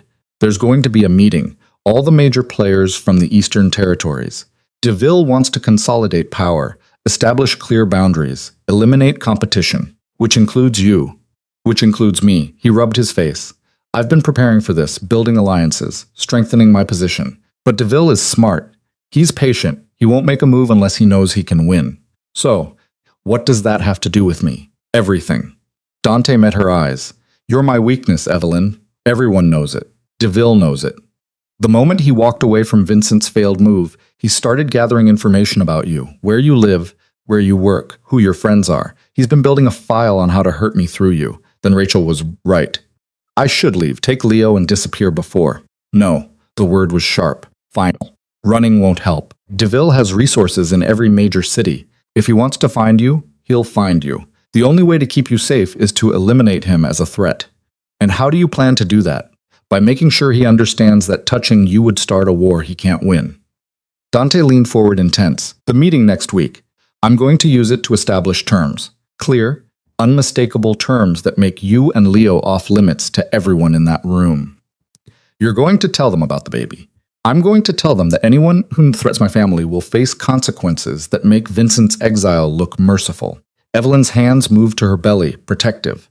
At 32 weeks, Leo was running out of room, his movements more pronounced, more real with each passing day. The idea of him being used as leverage in some criminal power play made her physically ill. What if they don't listen? She asked quietly. They'll listen, because I'm going to give them something they want more than they want to hurt me. What? Territory access. A piece of Chicago that DeVille's been trying to control for years. I'll give it to him freely, as a gesture of good faith and a demonstration that I'm willing to negotiate. In exchange, you and Leo become permanently untouchable. You're going to give up part of your empire to protect us. Without hesitation. The certainty in his voice startled her. This was Dante Russo, a man who'd built his entire identity around control and power, offering to sacrifice a portion of his kingdom for her safety. That's a big risk, Evelyn said. You're worth it. He's worth it. Your people won't understand. They'll see it as weakness. Then they'll be wrong. Protecting my family isn't weakness. It's the only thing that actually matters. He reached for her hand. I know you didn't ask for this. Didn't ask to be dragged into my world or used as a bargaining chip in someone else's power games. If I could go back and do things differently, But you can't. None of us can. Evelyn squeezed his hand. So, what do we do now? We prepare. The meeting is Friday night. Between now and then, I need you somewhere safe. Not your apartment, not the brownstone, somewhere nobody would think to look. Where? Dante pulled out his phone, showed her a photo of a lake house surrounded by trees, isolated and beautiful. It's 3 hours north, off the grid, no digital footprint. I bought it last year as a backup location. Nobody knows about it except me and the lawyer, who handled the purchase under a false name. You want me to hide in the woods while you negotiate with criminals? I want you and our son somewhere that Marcus DeVille can't touch you while I make sure he never wants to try. Evelyn looked at the photo again. The house looked peaceful, the kind of place where you could hear yourself think. The kind of place where a woman could prepare for motherhood without wondering if her baby was going to become a target before he was even born. Okay, she said finally, I'll go. But Dante, if something happens to you at this meeting, nothing's going to happen to me. You can't promise that. I can promise that I'll do everything in my power to come back, to both of you. He stood, pulled her gently to her feet. Pack a bag, enough for a week. I'll have someone drive you up tomorrow morning. Someone I trust and a son, former Marine, good instincts, completely loyal. He'll stay at the property with you until this is resolved. Evelyn nodded, already mentally cataloging what she'd need. Clothes, books, the prenatal vitamins Dr. Reeves had prescribed, the baby monitors she'd bought on sale last week, even though Leo wouldn't need it for months. Hope disguised as preparation. Dante pulled her into an embrace, careful of her belly, his arms solid and warm around her. She let herself lean into him just for a moment, let herself feel protected instead of independent. I'm going to fix this, he murmured against her hair. I promise. She wanted to believe him. The drive north the next morning was quiet, the landscape shifting from urban sprawl to suburban comfort to rural isolation. Anna's son, a man named James, who spoke only when necessary and with military precision, navigated the winding roads with easy confidence. The lake house was even more beautiful than the photo had suggested. 2 stories of weathered wood and wide windows, surrounded by pine trees and overlooking water that stretched like glass toward the horizon. Inside, it was furnished simply but comfortably. Thick rugs, deep couches, a kitchen that looked barely used. Mr. Russo had supplies delivered yesterday, James said, showing her the fully stocked refrigerator and pantry. If you need anything else, there's a general store about 20 minutes away, but I'd prefer you stay on the property until we get the all clear. How long do you think that will be? Meetings, Friday night. If everything goes according to plan, we could be back in Chicago by Sunday. If everything went according to plan, the qualifier hung heavy in the air between them. James set up his quarters in the small guest room on the first floor, positioning himself between Evelyn and any potential threat from outside. He was professional, efficient, and utterly intimidating in the way that trained soldiers often were. Evelyn spent the afternoon exploring the house, trying not to think about what was happening back in Chicago. Dante had texted twice, once to confirm she'd arrived safely, once to tell her he was in meetings preparing for Friday. Both messages were brief, informative, carefully devoid of emotion. She wished he'd said something more, something personal. That night, alone in the master bedroom with its view of the lake, Evelyn felt Leo moving restlessly inside her. She put her hands on her belly, trying to soothe him. It's okay, she whispered. We're okay. Your father's handling things. He's good at handling things. Her phone buzzed. A text from Dante. Can you talk? She called him immediately. Is something wrong? She asked. No, I just wanted to hear your voice. He sounded tired, the kind of bone-deep exhaustion that came from too many decisions and not enough sleep. How's the house? Beautiful. Peaceful. A little lonely, but beautiful. I'm sorry I sent you away. Don't be. You're right. This is safer. Doesn't make it easier. They were quiet for a moment, the silence comfortable in a way it had never been during their marriage. Dante, Evelyn said finally, be careful on Friday. Whatever you're planning, whatever deal you're making, don't sacrifice too much. Don't give away so much of yourself that there's nothing left. I'll have what matters. You, Leo. Everything else is negotiable. I mean it. I don't want you resenting us later because you had to give up your empire to keep us safe. Evelyn, his voice was firm, certain. I've been building this empire for 15 years. It's given me power, wealth, respect, but it's never given me what I felt the first time I heard Leo's heartbeat. It's never given me what I feel when you smile at me because I did something right instead of something expected. The Empire is just business. Your life. Evelyn's throat tightened. When did you get so wise? When I almost lost the only thing that actually matters.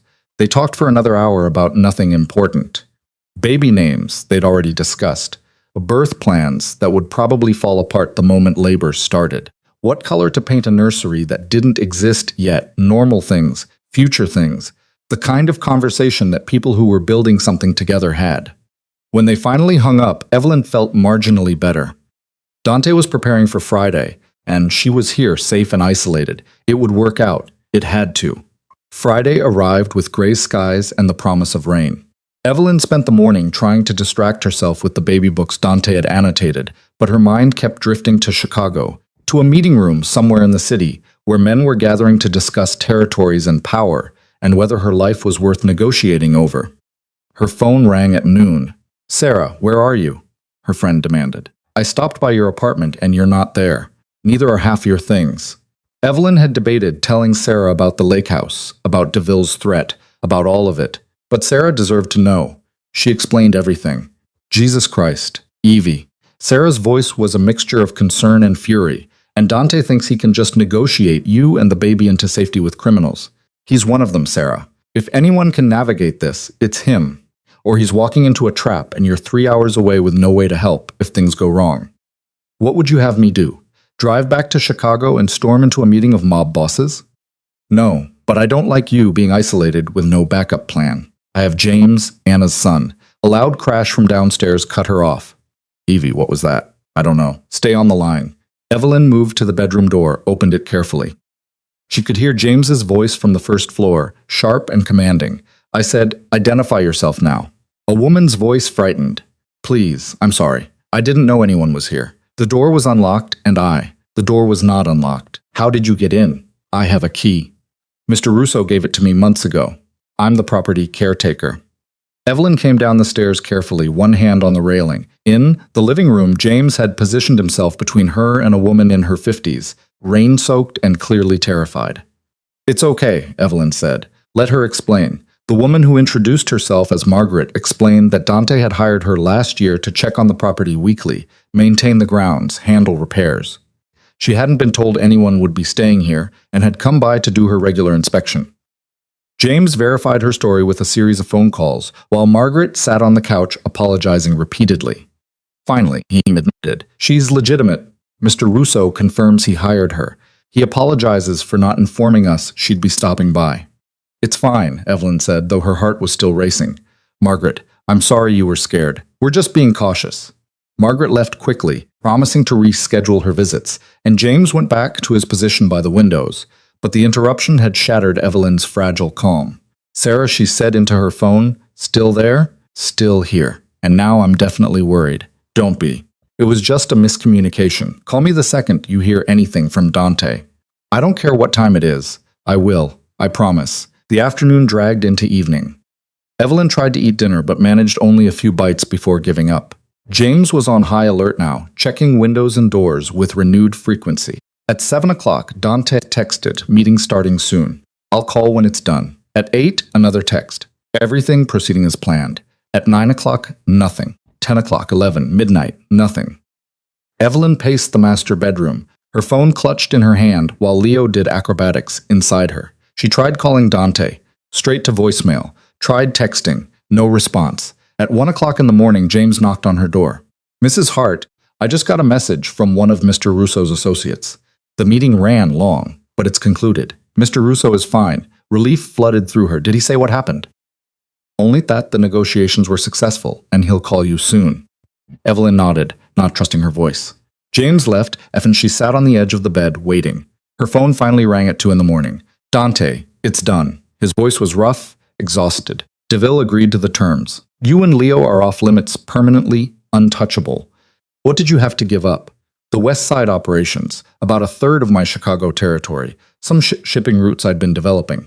He said it matter-of-factly, like he was discussing stock trades instead of pieces of his empire. "It's worth it, Evelyn. Every piece I gave up is worth it if it means you're both safe." "Dante, I'm sorry. I know how much. Don't apologize. I made my choice and I'd make it again." "Was it difficult, the negotiation?" DeVille drove a hard bargain, But I had something he wanted more than he wanted to hurt me. Territory without a fight. He took it. And that's it. It's really over. The immediate threat is over. DeVille agreed to formal terms that anyone who violated would face combined retaliation from all the families present. It's as close to a guarantee as exists in this world. Evelyn felt tears sliding down her face. Relief and exhaustion and gratitude all mixed together. Thank you. You don't thank someone for protecting their family, Evelyn. That's just what you do. Still, thank you. I'll be there tomorrow to bring you home. Try to get some sleep. After they hung up, Evelyn finally let herself collapse into bed, the tension of the past days draining away. Leo seemed to settle too, as if he could sense that the danger had passed. She dreamed of the future, of bringing her son home to her small apartment, of Dante teaching him to tie his shoes, of birthday parties and school plays, and all the ordinary moments that made up a life. When she woke, sunlight was streaming through the windows, and Dante was sitting in the chair beside her bed, watching her sleep. "How long have you been here?" she asked groggy. "An hour, maybe 2. I didn't want to wake you." She sat up slowly, her back protesting. "You look terrible. I haven't slept in 3 days." But he was smiling, genuine and unguarded. "It's over, Evelyn. The threat, the negotiations, all of it. You can go home. Back to your life. And you? I'll be around as much or as little as you want me to be." Evelyn looked at him, this man who had started as a terrible husband and was slowly, painfully learning to be something better. Not perfect, not even close, but trying, actually trying. "I want you around," she said quietly. "Not hovering, not controlling, just around for Leo. For me." His smile widened. "I can do that." They drove back to Chicago together, James following in a separate car. The city appeared on the horizon like a promise, and Evelyn felt something loosen in her chest. She was going home to her apartment, her life, her freedom, and Dante would be part of it. Not as a husband, not as an owner, but as a partner, a father, someone who'd proven he could put her and their son first, even when it cost him everything. It wasn't the ending she'd imagined when she'd walked into that lawyer's office months ago, prepared to divorce beside her. But it might be something better. It might be the beginning of something real. The final weeks of Evelyn's pregnancy unfolded with a simplicity that felt almost suspicious after months of chaos. She returned to work at Morello's on limited hours, her belly now so prominent that customers would smile and ask when she was due. Marcus had indeed upgraded the security system with Dante's money, and there were always 2 guards stationed discreetly near the entrance during evening shifts. Dante visited her apartment 3 or 4 times a week, never staying the night, but always staying long enough to matter. He'd arrive with dinner from wherever he'd been working, sit with her while she ate, ask about her day in a way that suggested he actually cared about the answer. They'd fallen into a rhythm that was neither marriage nor separation, but something unnamed and surprisingly comfortable. One evening in mid-April, Evelyn was folding laundry when a sharp pain seized her lower back. He gasped, bracing herself against the couch until it passed. Braxton Hicks contractions. Dr. Reeves had warned her about these practice contractions that could start weeks before actual labor. Nothing to worry about unless they became regular. Evelyn counted. The next one came 20 minutes later, then 18, then 15. She called Dante. "Something's wrong," she said when he answered. "I'm on my way. Don't move." "Dante, I don't think it's labor yet. It's just." But he'd already hung up. He arrived 12 minutes later, letting himself in with the key she'd given him last month. His hair was disheveled, his tie loosened, and he looked more panicked than she'd ever seen him. "What's happening? Are you in pain? Should I call an ambulance?" Dante, breathe. Evelyn demonstrated the breathing technique they'd learned in class. "It's probably Braxton Hicks. False labor. Totally normal at 37 weeks. Probably." I called Dr. Reeves. She said to time them and call back if they get closer than 5 minutes apart, or my water breaks. "How far apart are they now?" "About 12 minutes. Dante pulled out his phone, opened what appeared to be a stopwatch app. "Okay, we'll time them together." They sat on her couch, Dante's hand on her belly, both of them watching the clock. The contractions continued. 12 minutes, 10, 13, 11. Irregular and manageable. After 2 hours with no progression, Dr. Reeves called back and confirmed it was false labor. "Your body's just practicing," she said. "Could be days or weeks before the real thing starts. Try to rest." Dante refused to leave. He made up the couch for himself, ignoring Evelyn's protest that he had a perfectly good penthouse across town. "I'm staying," he said firmly, "in case something changes." Nothing changed that night, but Dante stayed anyway. And when Evelyn woke at 3 in the morning to use the bathroom for the 5th time, she found him awake on the couch reading another parenting book by lamplight. "You should sleep," she whispered. "Can't. Too worried I'll miss something. Dante, you can't stay awake for the next 3 weeks waiting for labor to start. Watch me." She smiled despite herself and went back to bed. 2 weeks later, on a warm Tuesday evening in early May, Evelyn's water broke while she was loading the dishwasher. The sensation was unmistakable, a warm gush that soaked through her pants and pooled on the kitchen floor. For a moment, she just stood there, dish soap dripping from her hands, staring at the puddle and thinking with perfect clarity, "This is it." She called Dante with remarkable calm. "My water just broke."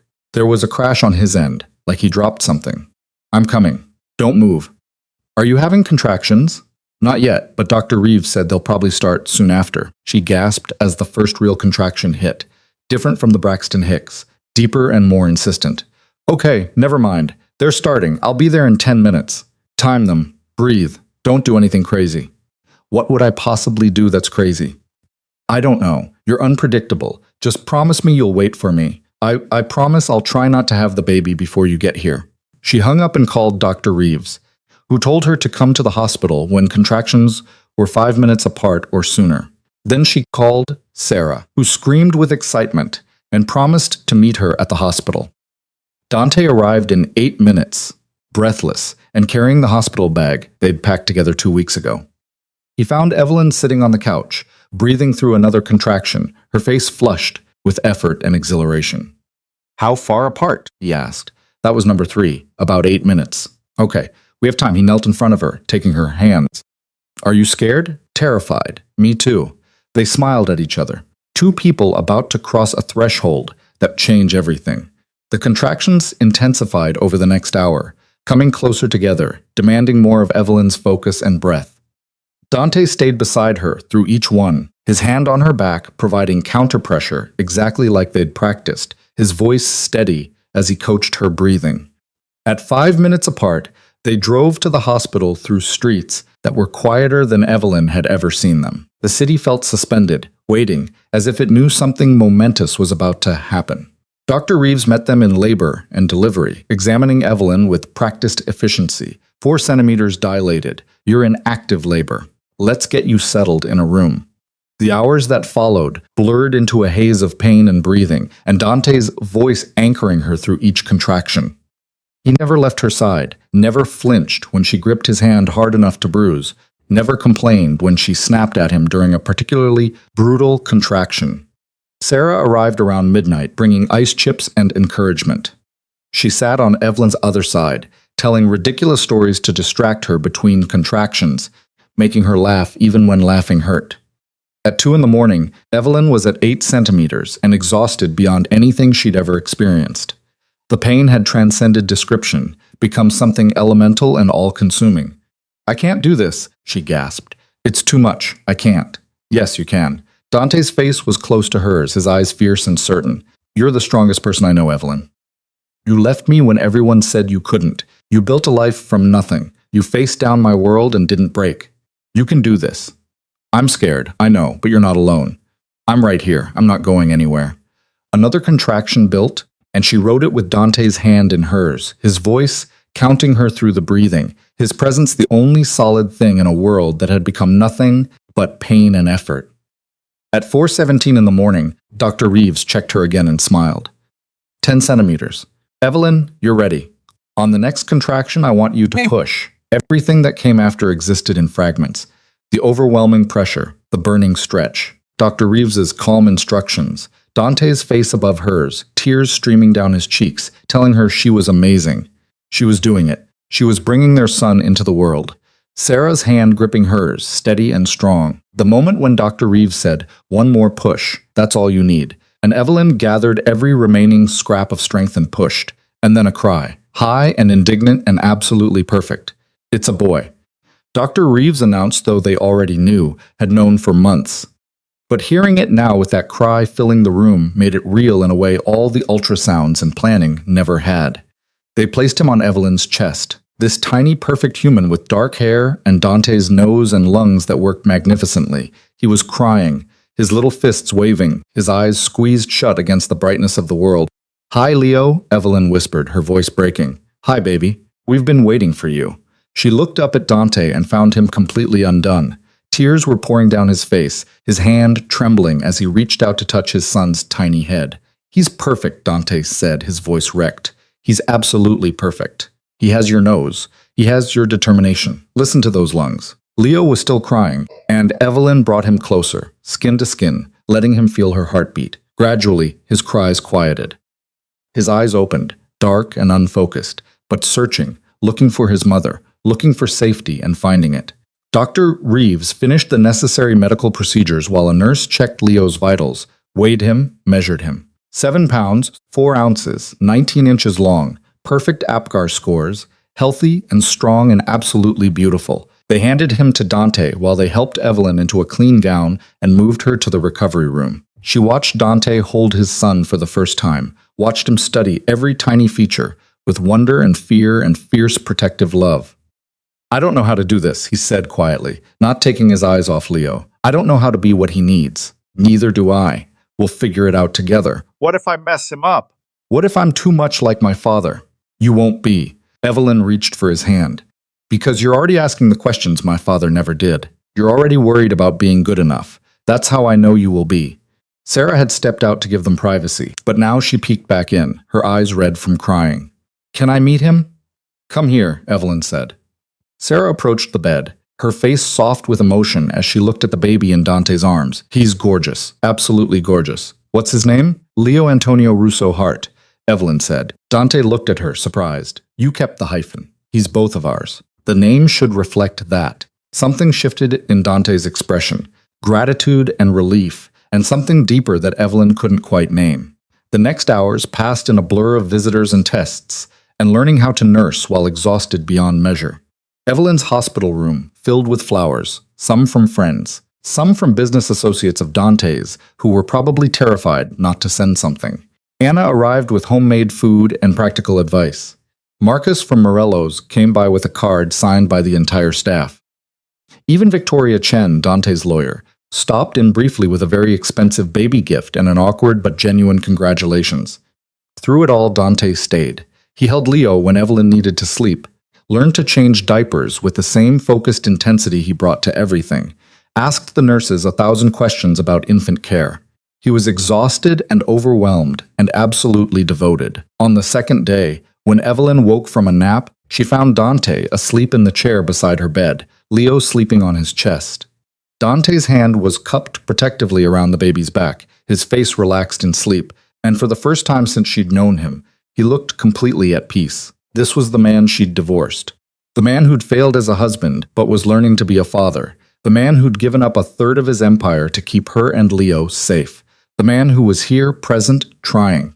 Dr. Reeves discharged them on the third day, with a long list of instructions, and a reminder to schedule Leo's 2-week checkup. Dante had arranged for a cart service to drive them home, and when they pulled up to Evelyn's apartment building, she was surprised to see him get out with them. "I thought you'd be going back to work," she said. "I took 2 weeks off. Victoria almost had a stroke, but I don't care. I'm not missing this. Dante, you don't have to. I want to. Please let me want to." So Dante moved into her small apartment temporarily, sleeping on the couch, helping with middle-of-the-night feedings, learning the rhythm of life with a newborn. He was terrible at it initially, too nervous, too careful, treating Leo like he might break. But he learned. They both learned how to soothe Leo when he cried, how to interpret his different sounds, how to function on 2 hours of sleep, and survive on coffee and sheer determination. 1 week became 2, then 3. Dante kept extending his leave from work, delegating responsibilities, choosing to be present instead of powerful. On a warm evening in June, when Leo was 5 weeks old, Evelyn found Dante standing in her living room at 3 in the morning, holding their son against his shoulder, swaying gently. "He wouldn't settle," Dante explained quietly. "Didn't want to wake you. You're exhausted. Let me take him. I'm okay." But he moved to sit on the couch, Leo still against his chest. "Can I tell you something?" "Of course. I've been thinking about what you said, about the kind of father I want to be, about choosing who I am instead of just accepting the legacy I inherited." He looked down at Leo, who had finally fallen asleep. "I've made some decisions." "What kind of decisions?" I'm stepping back from the organization, not leaving completely, but transitioning to a legitimate business structure, real estate development, investment portfolios, things that won't make my son ashamed of what his father does. Evelyn sat down beside him, stunned. Dante, that's your entire life. My whole empire was built on fear and violence and things I don't want Leo to inherit. I can't undo the past, can't change how I built what I built, but I can change what happens next. He shifted Leo carefully, supporting his head. I don't want him to grow up wondering if his father is a good man or just a powerful one. I want to actually be good, or at least try. That's going to take years. The transition, building something legitimate. Then I'd better start now. He looked at her with absolute certainty. You were right to leave me, Evelyn. I was a terrible husband. I treated you like a possession instead of a partner. I built my entire identity around control and power and forgot what actually mattered. He paused. But I'm not that person anymore. Or I'm trying not to be. I can see that. I've been seeing it for months. Then let me ask you something. Dante's voice was careful, almost nervous. When the divorce was happening, you said you deserved more than what our marriage was. You were absolutely right. But what if I could give you more now? Not the penthouse, or the money, or any of the things I tried to use to keep you before. Just me. Actually, me trying to be better every day. Would that be enough? Evelyn's heart was hammering. What are you asking? I'm asking if you'd consider giving us another chance. Not jumping back into marriage, not rushing into anything. Just dating like we should have done before I proposed, after knowing you for 3 months. He smiled slightly. I want to court you properly this time. Take you to dinner. Learn what movies you like. Find out what makes you laugh. I want to fall in love with you instead of just deciding you'd make an acceptable wife. You want to date me while we're co-parenting a newborn? Yes, if you'll let me. Evelyn looked at this man who had started as a terrible husband and was becoming something she'd never expected. Someone genuine, someone trying, someone who chose her and their son over everything else. Okay, she said softly, we can try. His smile was brilliant and completely unguarded. Yeah, but Dante, I'm not the same person I was when we got married. I'm not going to be quiet at dinner parties or wear designer clothes. I hate or pretend to be someone I'm not to fit into your world. I don't want you to be anyone but exactly who you are right now. The woman who left me. The woman who fought for her freedom. The woman who's brave enough to let me try again, even though I absolutely don't deserve it. You're right. You don't deserve it. I know. I'll spend every day trying to earn it anyway. Leo stirred against Dante's chest, making the small grunting noises that meant he'd wake up hungry in about 5 minutes. Dante looked down at him with such tenderness that Evelyn felt her throat tighten. This was her family. Imperfect and complicated, and nothing like what she'd imagined when she'd walked into that law office 6 months ago, ready to end everything. But it was real, and it was theirs. The months that followed were far from easy. Evelyn returned to work part-time at Morello's, bringing Leo with her for early evening shifts when the restaurant was quiet. Dante continued his business transition, slowly and carefully shifting from illegal operations to legitimate enterprises.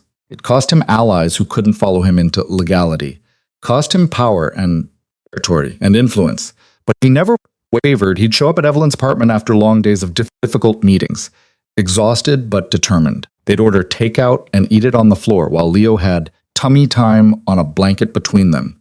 They'd talk about their days, about their fears for the future, about what kind of life they wanted to build for their son.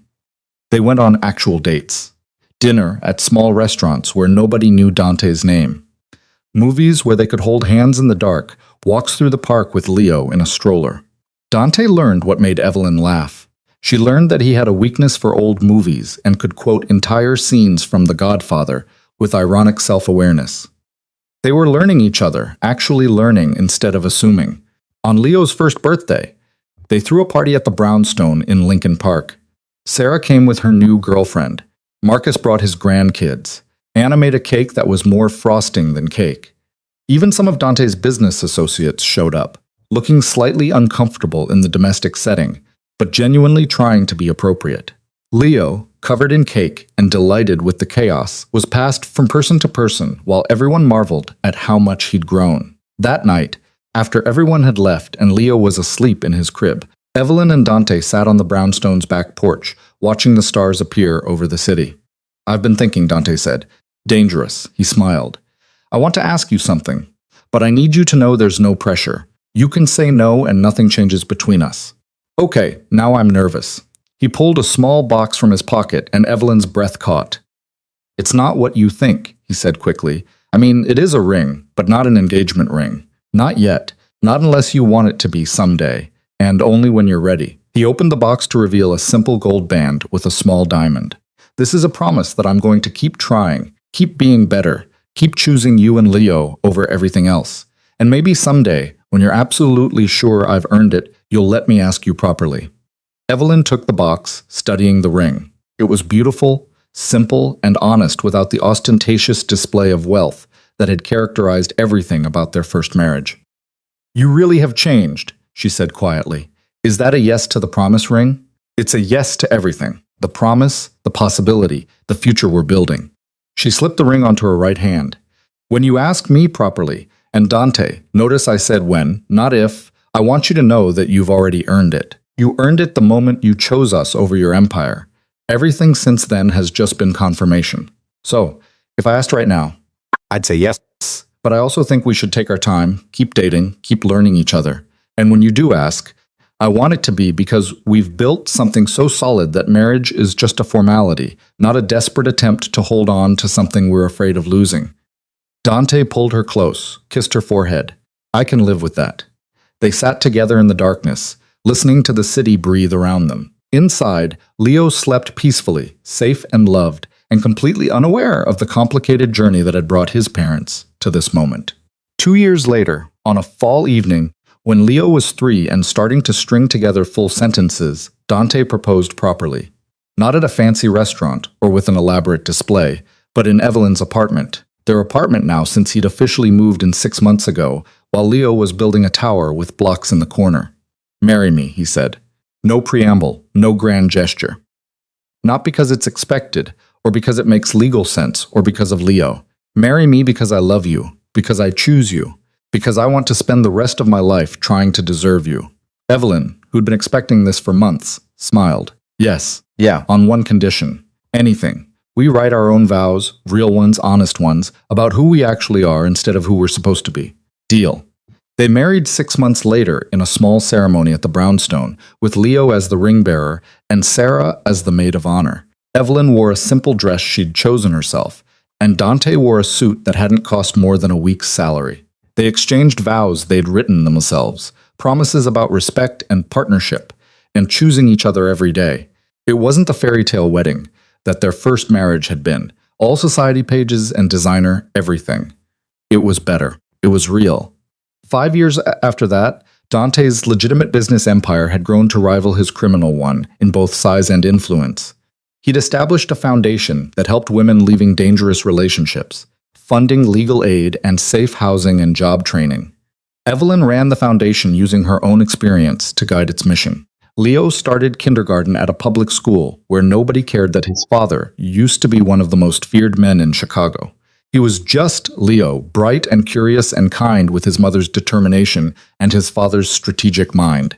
On the evening of their 6th wedding anniversary, Evelyn found Dante in Leo's room, reading him a bedtime story.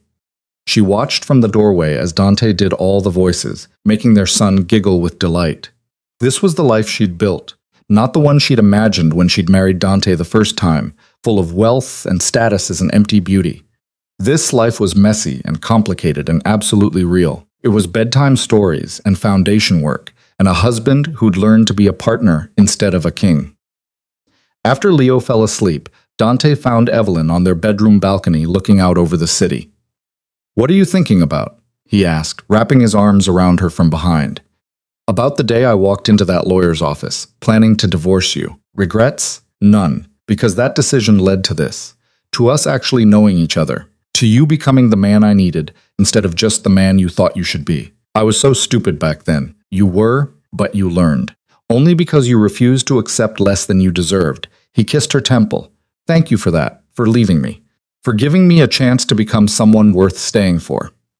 Evelyn turned in his arms, looking up at the man who'd started as her worst decision and became her best one. "You know what I realized?" "What?" "I was never saved, not by you, not by anyone. I saved myself. I walked away when I needed to, built a life when I had to, fought for my freedom when it mattered most. She smiled. You didn't save me, Dante. You just finally became someone I wanted to share my life with. Is that a compliment? It's the truth.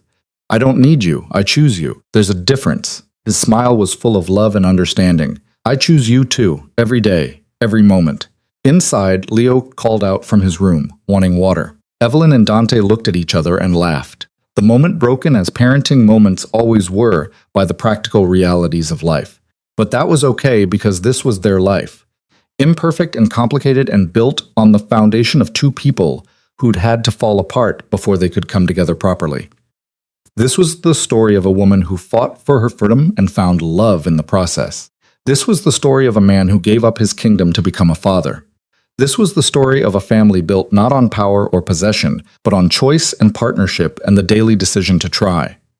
And it was enough. It was more than enough. It was everything.